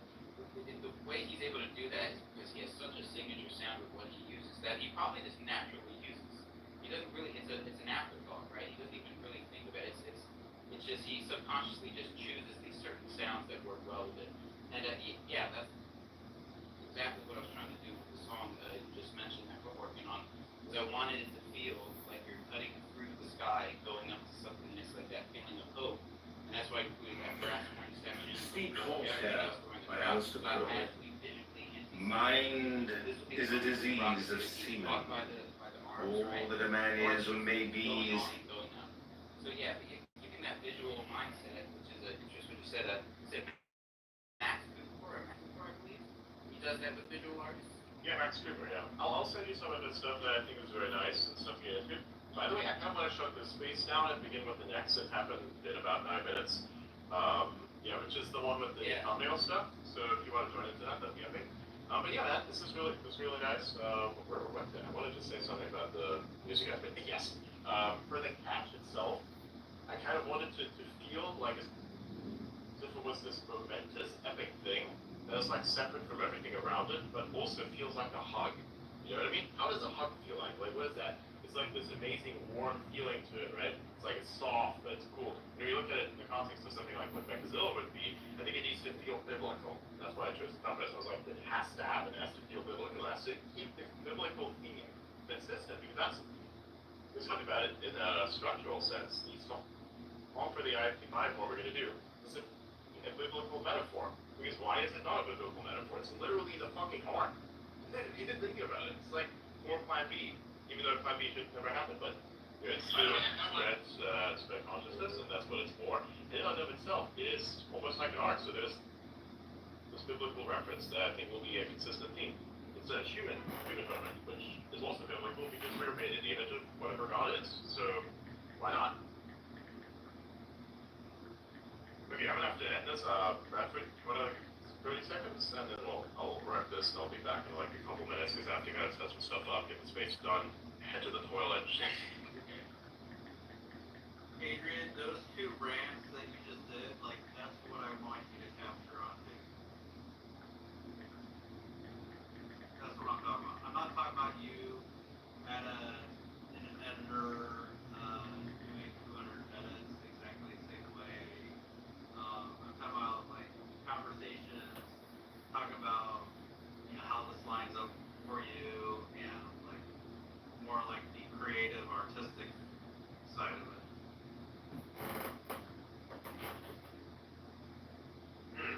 That's true. I could potentially do a subscribers only thing, I think, perhaps. I could kind of consider that, like, be a subscribers only thing I could do. That's actually a really good idea, because there are subscribers only. Legitimate impact, because it's like $1 a month that has zero impact. I don't know if you get tax, which is, you get like a fraction of what that is. It's very small. Yeah, I actually should have put it a little bit higher. Think about it, but so the more people subscribe, the better. And I guess, it's the cost of naturally becomes low in that sense. So that was the initial reasoning. There's always a little bit of greed that itches in the back of your mind, and that greed is sometimes good, but also sometimes I think gets in the way from actually selling a product or providing something of value. That's intent of providing value, right? So, yeah, if you subscribe to me, thank you. I hope I'm able to provide as much value as I possibly can.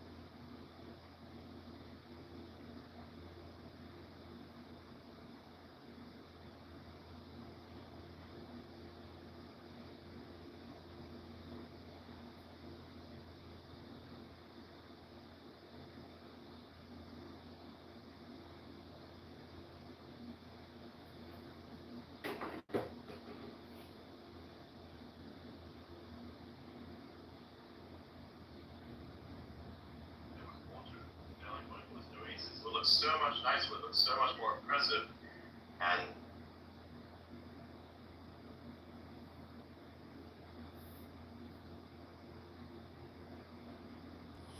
As the bee collects nectar, the disciple who shall overcome this earth?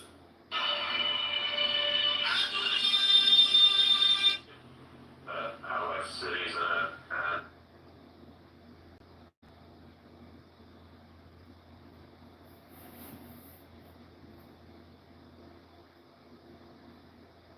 And looking, you know what I'm saying? I was like, God damn, these niggas really got to that nigga meant that shit, man. But see, that's a mile, but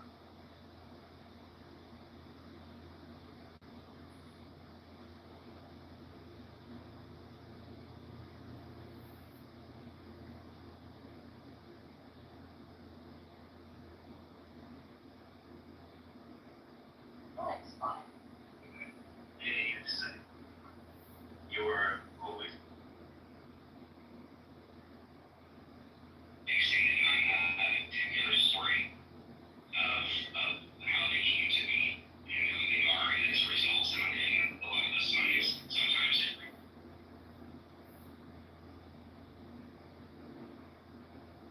Google Pixel 9 Pro Fold with dual screen preview lets them see the pic as you take it.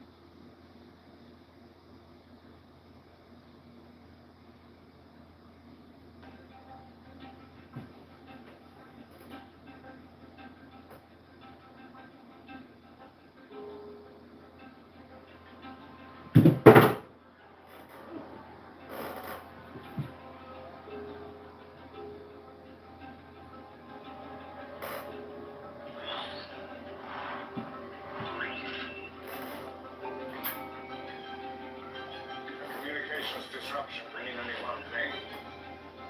Invasion. How does this happen?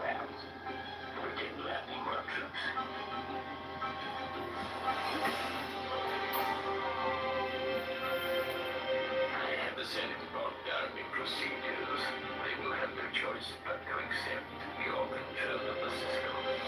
A tragedy has occurred, which started right here with the taxation of trade routes, and is now engulfed our planets in the oppression of the Trade Federation. We must do something quickly. You could call for a vote of no confidence in Chancellor.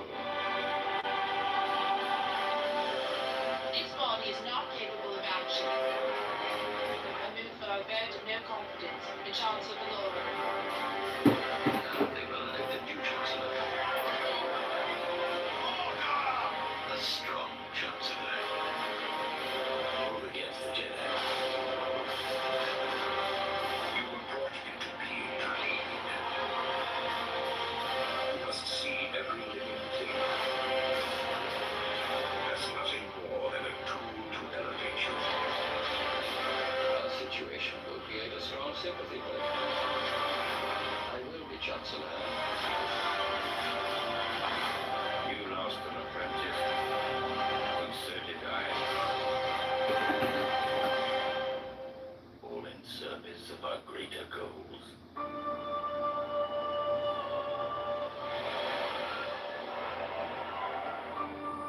Cypher Diaz.